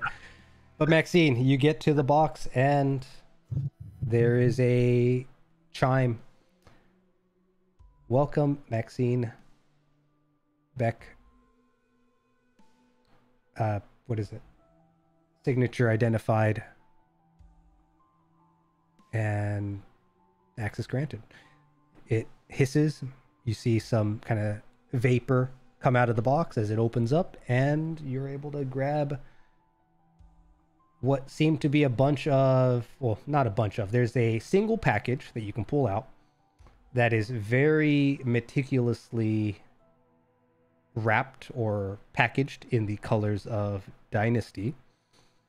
And it's kind of like a like secure delivery. Like it's black. There's very little labeling on it. There's like in gold trim the word Dynasty on the side. And when you open it, you'll find like individually ziplock, like airlocked, what's it called? Like air vacuumed outfits that are representative of Aurora Green attire. Like surreally packaged, almost like a movie set costume that was put in storage was just delivered to you, but it's Aurora Green clothes. Yeah. All right. I'll take my gear and head back to the car. Okay. Start throwing my stuff in the back. All right. The colors, by the way, are not what Maxine was hoping for. You ended up kind of getting some very basic, kind of like beige business slacks, which you're not partial to. You also find a couple of shirts, a more casual kind of t-shirt with the logo and name of Bora Station on it, as well as a button up that looks a bit more business. We'll make it like purple. And you also have like a sweater and a business jacket that are all kind of packaged within. All right. So you have a couple of options, but ultimately not the palette that Maxine probably wants to see herself in, but it'll do. But with that, Maxine, you return. I don't know. Are you going to hang with the vehicle or are you going to hang with the party? I'll probably throw my stuff into the back. Maybe hop into the back, get changed real quick, try out these new clothes, and try to break them in a little bit. Okay. And find the rest.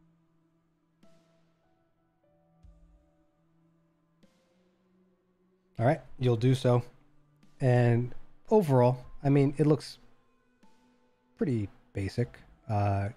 Semi business casual overall, unless you put the hoodie on, but or the t-shirt, I should say. But otherwise, yeah, they fit. Dynasty knows your sizes. They sent over whatever, and the request wasn't very specific to what kind of clothes, so they just sent whatever works. Mm-hmm. And yeah, you change it. You're not super impressed, but it'll do. It'll do. So with that, yeah, some more time will pass as everyone's kind of waking up. The camp proper is starting to pack up as well, as roughly 6-7 o'clock starts to roll around. Pretty much everyone in the camp is starting to stir.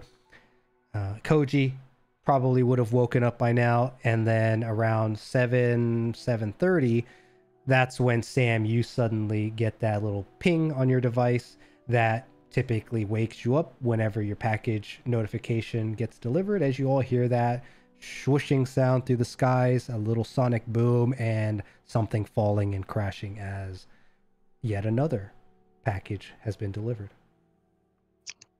I'll get up, stretch, and crack way more bones than people really think is in my body.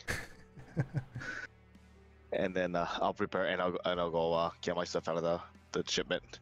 All right. Again, there's a small crowd, but after seeing what happened last time and after rumors had spread, some folks just kind of leave it alone, seeing who's running towards it. It's the outsiders. But with that, with the mention of well, with I guess Maxine's return to the group and Sam getting his stuff and the camp now getting packed up, some of them starting to position themselves where they're going to be heading out. Maxine, you're coming back with the keys in your hands, and the party is here. Looking at Maxine. Hey, you changed. Yeah, this uniform not conducive to the mission. Question: is Maxine wearing her uniform, or the undersuit underneath her clothes, or did she swap out of that too? Probably fully swapped out of it and just threw it in the truck. Okay. You're not gonna Superman it? Just like where you're from She's under. going commando underneath. I find that funny because she's a commando. So this would probably be the first time you actually see bare arms on Maxine, because up to this point, from the neck down, was just fully covered in sci-fi tack gear, basically. True. Looking at Maxine, do I notice anything different about her arms, like tattoos or? When was the last time Maxine shaved? You are going to notice something about the arms.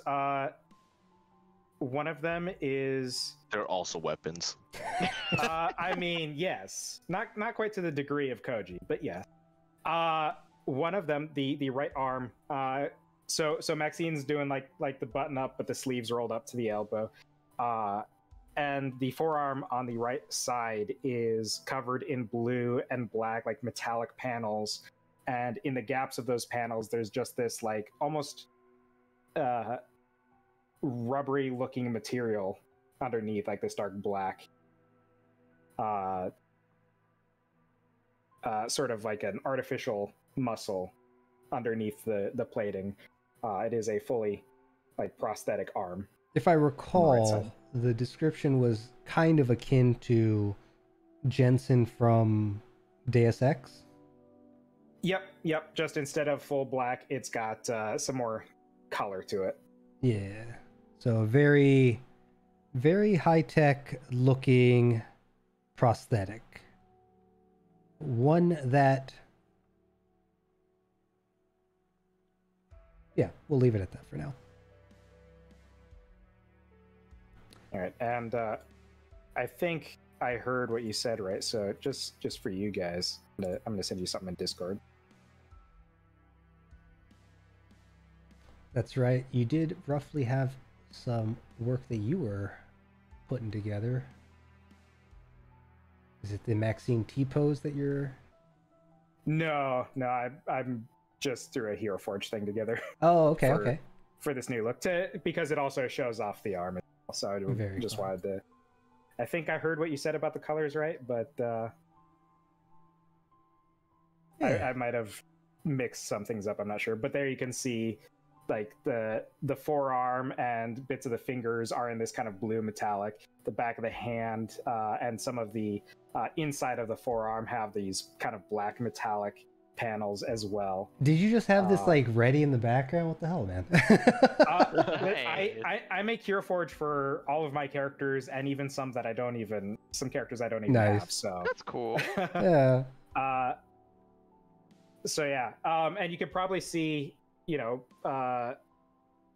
maybe a little bit under the shirt. You can kind of see where the prosthetic would probably seem to start on the part way up the bicep. Nice. If the at any point when the above or below the elbow, cloth hole is a bit flexible. Above the elbow. Above the elbow. It seems to be partially attached to the bicep. Cool. I can also send this as well, a little bit more specific on the arm. Yeah, okay. I'll open it up just because, hey, you put the work into it. Why not? Yeah. So that's a rough idea of what Maxine's prosthetic arm kind of looks like. Very neat. Nice. I'm just glad to learn that in the future, Dad's fashion is not out of style. Not on Aurora Green, apparently. Not on Aurora Green. That depends. I don't know. What Maxine's from Aurora Green. You could always say differently, but that's what Dynasty sent you. So They bring it back 1,000 years from now. They bring the fashion back. It yeah, rotates around. yeah. It still does You're gonna it. break up the fanny pack. Yeah. Yeah, right. All right, but with that, upon I guess mention of having the vehicle and Daario, Maxine, you guys give the party, now that everyone's awake, the rundown on your little meeting earlier with Cedar. You guys start to see as engines begin to hum around you, as morning really begins to set. To the west, looking out into the distance, you will see that the skies have in fact kind of grown. And where is it? Catastrophe. The skies have begun to widen and grow as the catastrophe out in the distance has begun to really start to spread out. And oddly, if you look that way, you'll also notice that where somebody had looked last session, I forget who, but you had seen that the storm was growing wider more than it was growing towards you, as much as you could tell. But now that you're looking at it, the storm seems to be almost like a teardrop shape. The origin of the teardrop actually pointing in your direction. It definitely seems like it has now gone from a wide diameter to almost this curvature that seems to point back the way the camp has, well, the direction the caravan has set camp. Is It's the going towards tip? the camp now. Yeah, so let's do it. Let me Is it like a draw. horizontal teardrop shape, like it's pointed towards us, and the bulb of it is behind it? So when you guys were fleeing, right, the storm, from what you could tell, or for those who could see, kind of arced out wide like this, and then you couldn't quite tell, right, how far towards you it was growing. Right? What happened now? Can I just undo? Yeah. What's happening now is that the storm seems to be doing something like this. Gosh. Don't draw a dick. Right? Again, not to scale, not quite the position of how close it is to you, right? But what seems to be obvious is that the wider diameter from the previous day, when the storm was beginning to appear and originate and spread out, has curved in the direction towards where the caravan is. It looks more focused, is what I'm getting at. Seeing that, I'm gonna close my eyes and see if I can again sense anything with the storm. It hasn't been working, but I'm gonna try it. Yeah, you try it. You can give me that Arcana roll.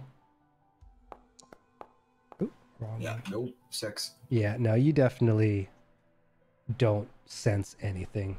Definitely not at this distance for sure. Yeah, again, you can't tell necessarily if it's reaching your way, but it, again, the wider formation of the storm has definitely become more pronounced and, again, honed in, directed into more of a circular structure that seems to, again, rather than widening away from where the camp is, it seems to be more focused between where it originated and where you guys currently are. So that said, there's probably a better way to explain what I just did, but with the group around us now, look at them, say, that doesn't look good. I don't think we have that much time here. I should probably get moving. Yeah, even for me, without all these senses that you all have, I can tell that we should leave. And I hate to do this to you guys, but can you get the Jeep ready to go? And I'll meet you there as soon as I can.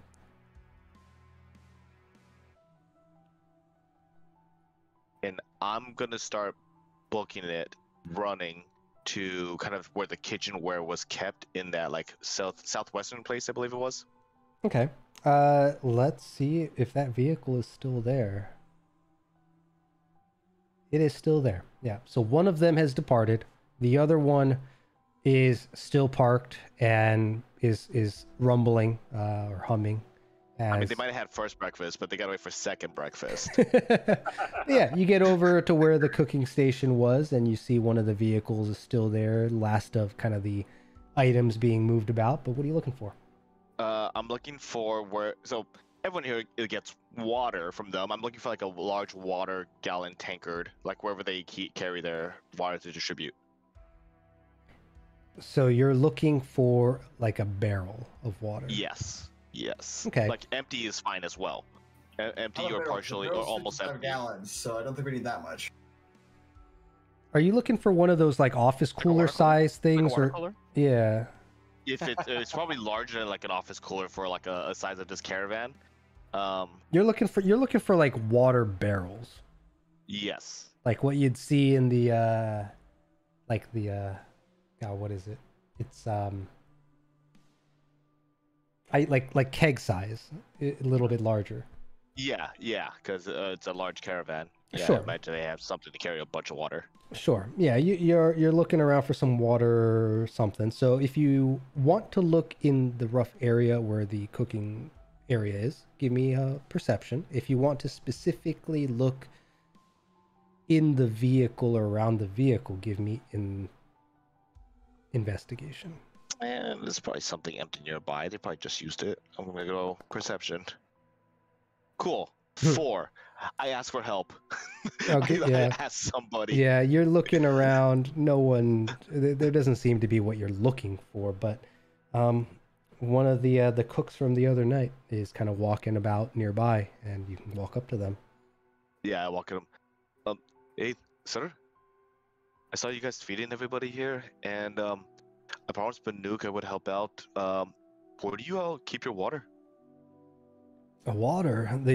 Each of the vehicles have their own kind of container of it, but the That's other. just for the riders. What about for when you do dinners and never comes here with their kitchenware for drinks?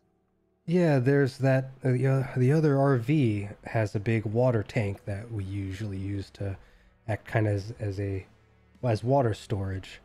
But outside of that, we have a couple of containers inside here as he thumbs back to his vehicle, and then the command vehicle sometimes will carry some of the extra water as well. Is that RV still around? It's probably somewhere in line over there as he points to where the caravan's lining up. I look for that RV. I tell him thank you, and I just start heading that direction. Well, hold up. Are you just looking for some water? No, but thank you. And I keep walking. Okay. So you're rushing over to that line of vehicles then?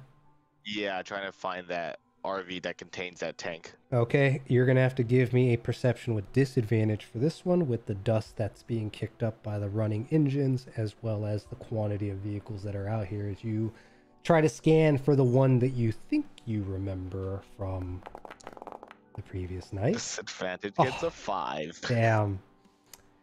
Yeah, when all the vehicles are lined up like this and they don't have kind of their goods, quote unquote, littered about around the vehicle, they all start to kind of blend together.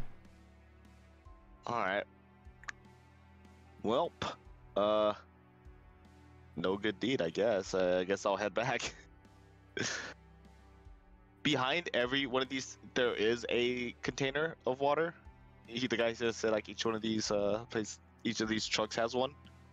They would have some kind of a container to store water. Now, whether it's something detachable that you can find with your roll of 5, I'm not giving you much.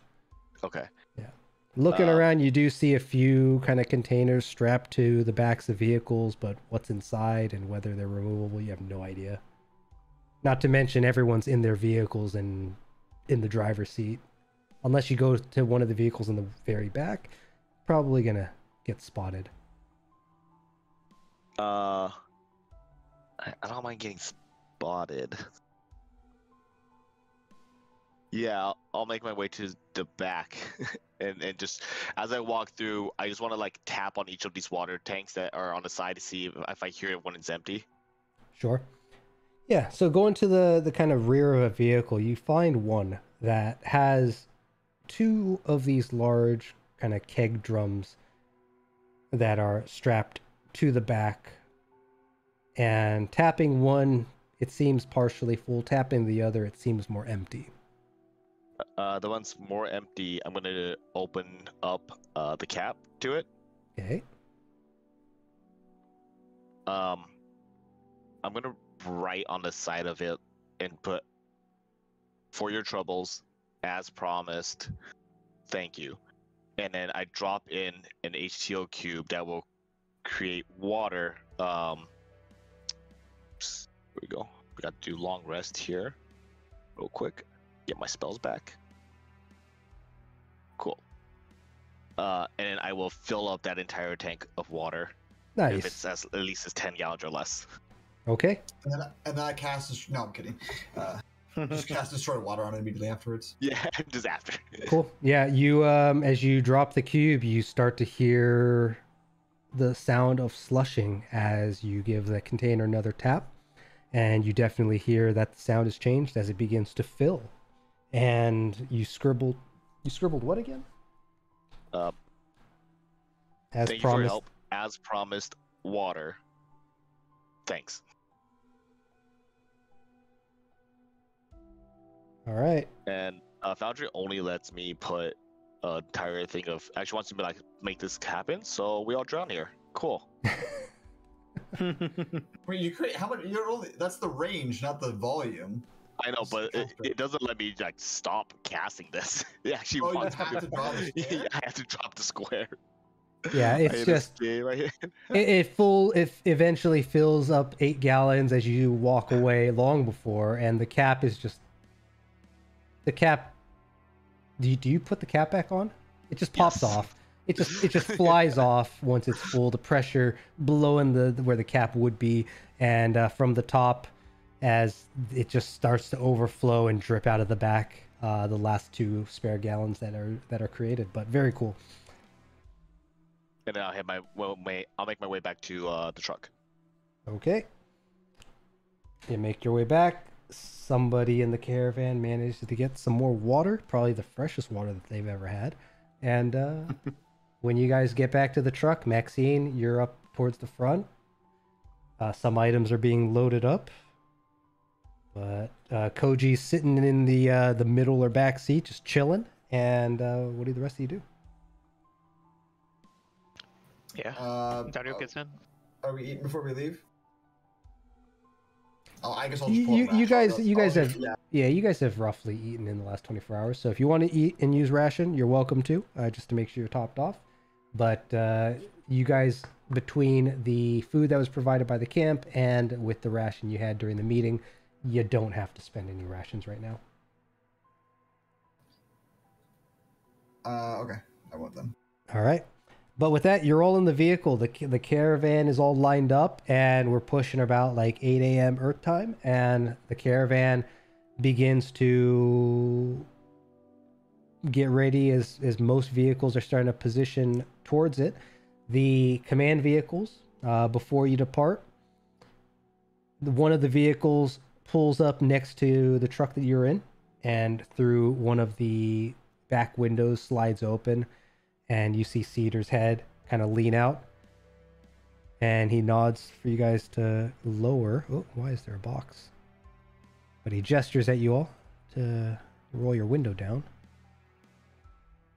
It's like that weird scene where you're like making the motion, like roll your window down. I need roll it. It's a full motion of actually rolling it down. Yeah. But when your window comes down, he leans out. I hope you have what you need. We're about to be setting out. But Nuke has ordered everyone to get into position, and well, it was a short time, but best of luck to you all. And he'll otherwise give you guys a nod, and the command vehicle rolls off, heading towards the front of the caravan.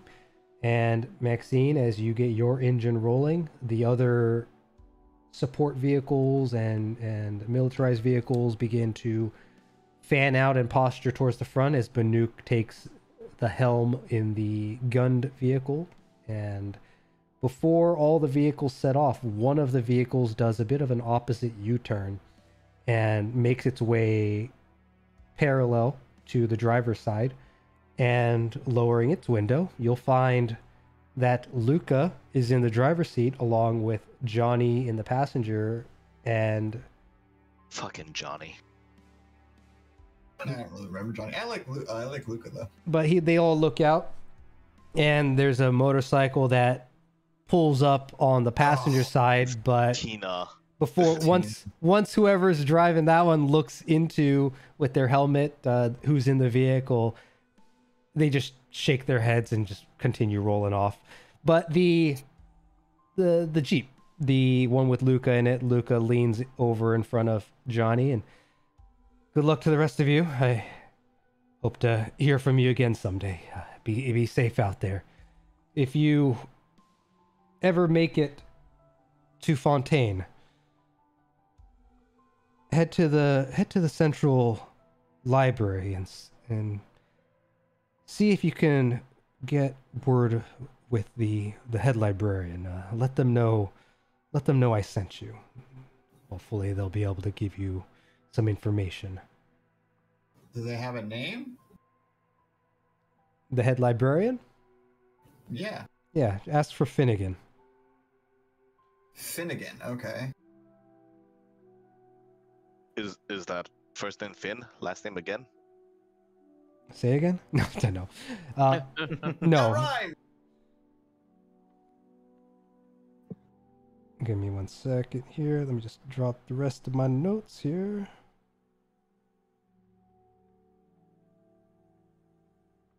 Problem is, if I don't think about writing my notes, they get scribbled to the point where I can't even read them. All right. He'll repeat. You're looking for Jack Finnegan. Jack Finnegan.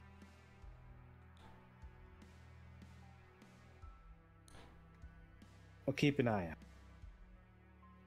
Hey, Cadin, you, next time we meet, you'll have to share with me how you are able to stack things so efficiently. That's that guy. We never had a chance to talk after that. Yeah, you ran off with Sam and kind of left me to my own devices, so. Well, no, I was watching, but Sam had, went with the mechanic when we were last together. Oh, this is the mechanic. Sorry, who's this? Oh, this is the guy that was. This is Johnny. Oh, okay, this guy that escorted us. Yeah. Okay. Hey, Johnny. Yeah, I'll see if I can stack stuff for you next time. Who are you again? Now. Hey, Johnny. Yeah.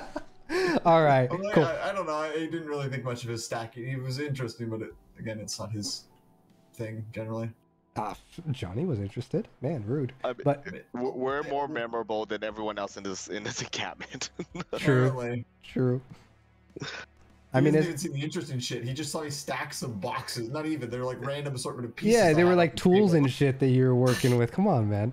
Man, these guys haven't seen like new additions to the camp in a long time. You guys don't know. Don't give them such a hard time. Come on now.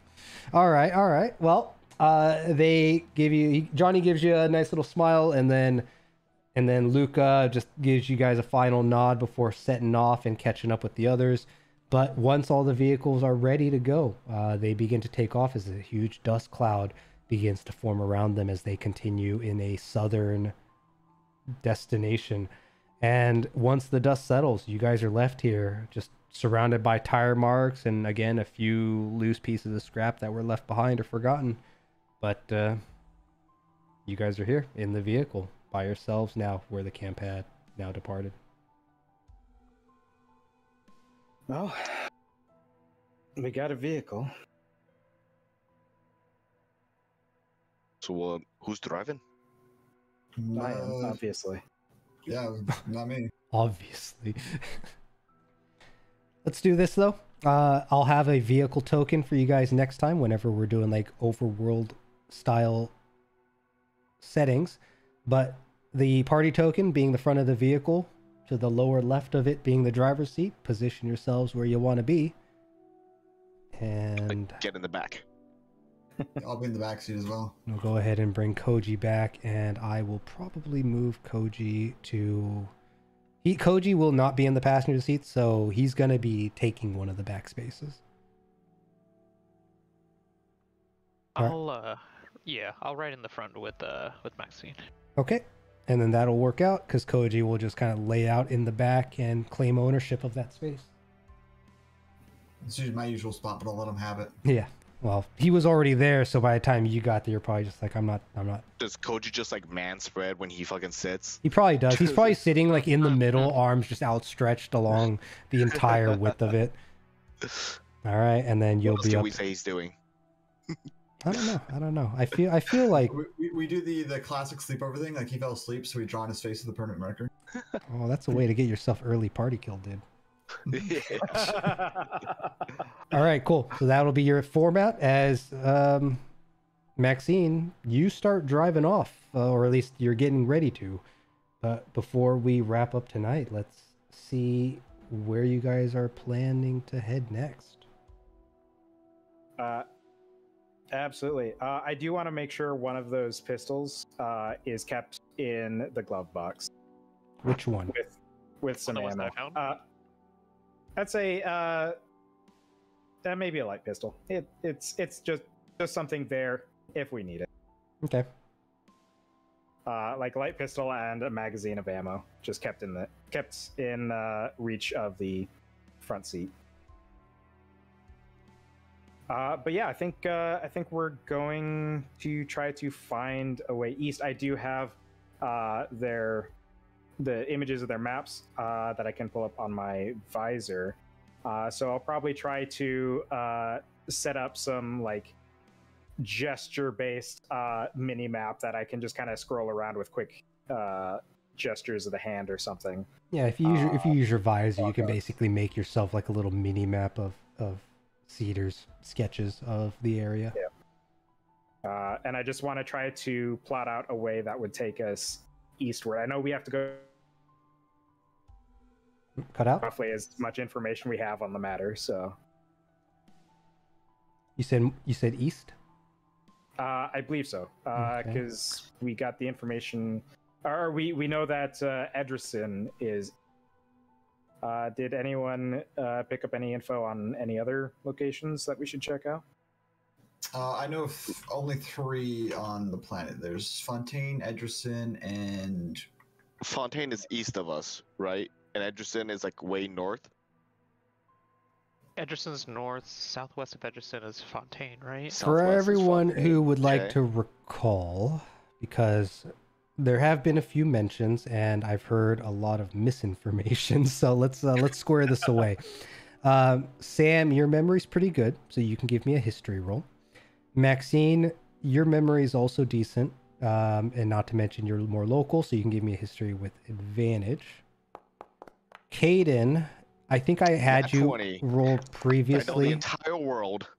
Oh, that actually works out. Cadin, I again pretty sure I had you roll this last time and you did horribly on your roll. So Maybe he remembers now.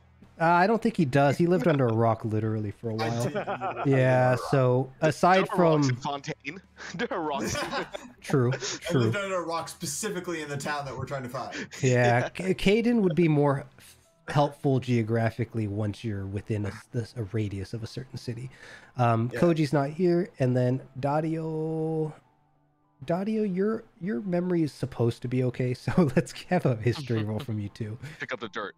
Pick up the sand. I got a 10. I'm pretty sure that's why Maxine did Wow, there not you work go. in logistics. Yeah, Maxine, you're probably more focused on the vehicle right now anyway, so you're kind of just like, we gotta head not in the direction of the caravan is like all you're really paying attention to. But Dirty 20. yeah, so Daario, you will roughly remember conversations with Luca. And you recall with Luca that he had mentioned he was from Fontaine. Fontaine is to the north of your current position, to the west of where Edrison was. He had spoken about I believe you were there when he spoke about seeing the fires from the cleansing in the distance. I think you guys were out by the what is now the ocean, right? When he mentioned all this. So yeah, you'll recall again, Fontaine is to the left of Edgerson to the right, and both to the north of where you currently are. Maxine, let me double check something with Maxine. Maxine, if I recall, I had positioned Atlan Grove a bit. Do you recall if I gave you information on position of Atlan Grove? Between Fontaine and Edgerson. Okay, I did. What I have. I'm gonna say that it is also a bit more north compared to their what is it, latitude? Latitude is horizontal, right? Yeah. I don't remember. Anyways, the horizontal position of Fontaine and Edgerson are fairly linear to one another, whereas Atlan Grove would be in between, a bit north of them, so kind of creating a triangle, right? A bit of a flat triangle, but nonetheless. You will be fairly well aware of the position of those cities being to the north because you know where Atlan Grove is pretty adamantly, right? And Sam, you when you really think, your memory's pretty damn good. When you're kind of iffy thinking, your memory's questionable, but no, when you put your mind to it, it's pretty spot on. And Sam, through I've been sober for 3 whole hours. through the conversations that you were around for, what you pieced together is that yes, Edgerson is to the northeast. Fontaine is more northwest. And I'm pretty sure the only person who heard of the third city that's in rough proximity to where you guys are is Cadin when he was having a meal with Samantha, but Cadin doesn't remember, so... I remember Samantha. That's, you weren't listening. You were yes. Yeah. You're talking about Atlan Grove? I have 3. I have Atlan Grove, Fontaine, and Edgerson. No, you're missing Stillwater. Oh, I do have that actually. Yeah. Yeah, but you don't remember where Samantha mentioned Stillwater was. Do you? Let's see. If grew up in Stillwater, a city to the east, is what I wrote. Okay, so you do remember making the note. You just okay. Well, Cadin. Everything is east if we drive long enough. Yeah. The thing is, I'm pretty sure Cadin is the only person who had any information of the direction of Stillwater. I'm pretty sure. Coast city that relied on the. No, I don't. Yeah, we don't need the whole backstory. I'm just getting to the point that I think the rest of the party members may have heard the name in conversation. Nobody else knows the direction of it. Is what I'm getting at. Okay. We had talked to Luca. Yeah, I think he, like I said, I have it here that yeah. Luca, I feel like Luca mentioned it because his sister went there. Yes. But I don't know if Luca said where it was in relation to where you are. I'll tell you. I have it as to the east. I know aquatic equipment is going to be there. Daario, did Luca mention east? Yeah, that's what I have, yeah. Okay, so just to, again, clear it up then, between Sam and Maxine, you guys will piece together as a group that Edgerson is to the northeast, Fontaine is to the northwest, between Cadin and Daario, because you guys are in the back of this car, you guys are talking about where to go, where everything is, right? We'll play it that way. And Daario, you'll mention Luca mentioning Stillwater. Cadin, you'll chime in that you remember that through Samantha, and that is far to the east. And then the only person who knows about Atlan Grove, I'm pretty sure, is Maxine. I don't think that's come up outside of. She's mentioned it. Yeah, she's mentioned it, but I don't think anyone really knows about it. I don't know where it is now. Yeah. And Cadin, you're local to the planet, but you don't know where that location is either. So, good. All right. Party's on the same page. You guys talk for a little bit, get on the same page about where you're heading next. And with that, Maxine, you turn the engine on. It purrs like a kitten. And you're about to set out. But the question is, what's your destination? Well, I think ultimately we want to try to curve northward then, it seems. I was definitely off in that regard. I think I heard east in relation to Edgerson at one point and just kind of latched onto that. Yeah, I think if we can try to aim for Fontaine, that might be a good spot to start.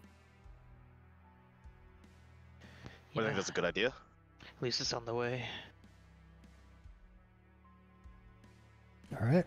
Well, with that, then you guys will start to make your way northward. And as you roll out,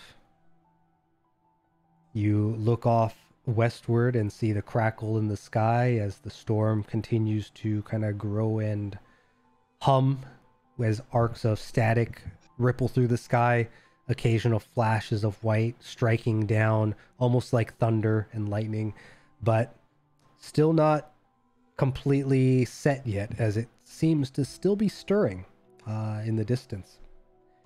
But with that, you head up northward in the direction of Fontaine, or at least that is the goal. And we will be concluding episode 12 here.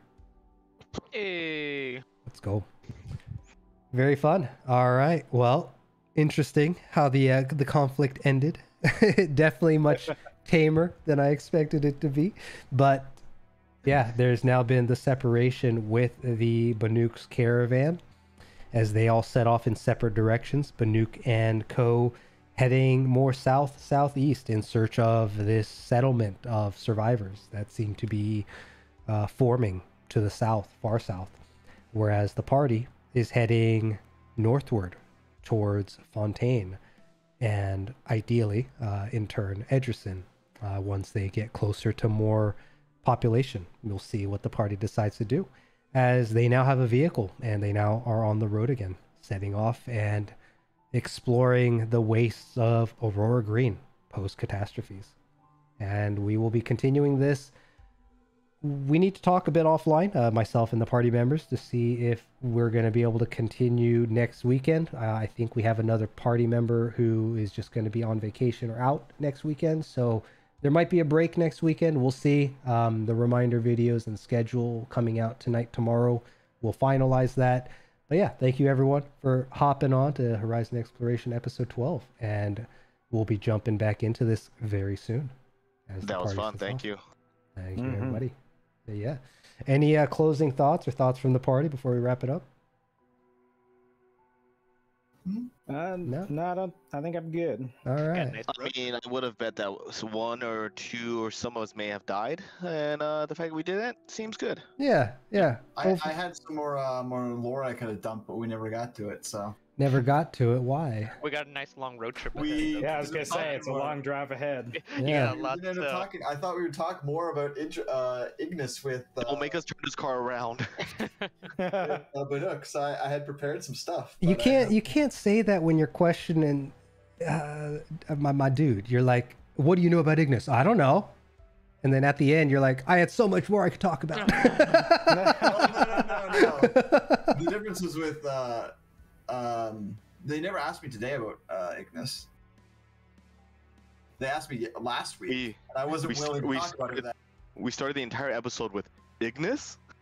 Yeah, but no one asked me. Well, I think we're in a spot now where it's like, well, before we were constantly surrounded by people. You know, there was always someone around. Someone could be lurking. You never know. You never know. Now it's just us and us in the trail ahead. The other thing too was after the end of last game, it was like, well, the secret's out, so I really didn't care anymore as much as before. I was trying to hide it. So. Like the others have said, it will be a bit of a drive to get to any major city from where you guys currently are.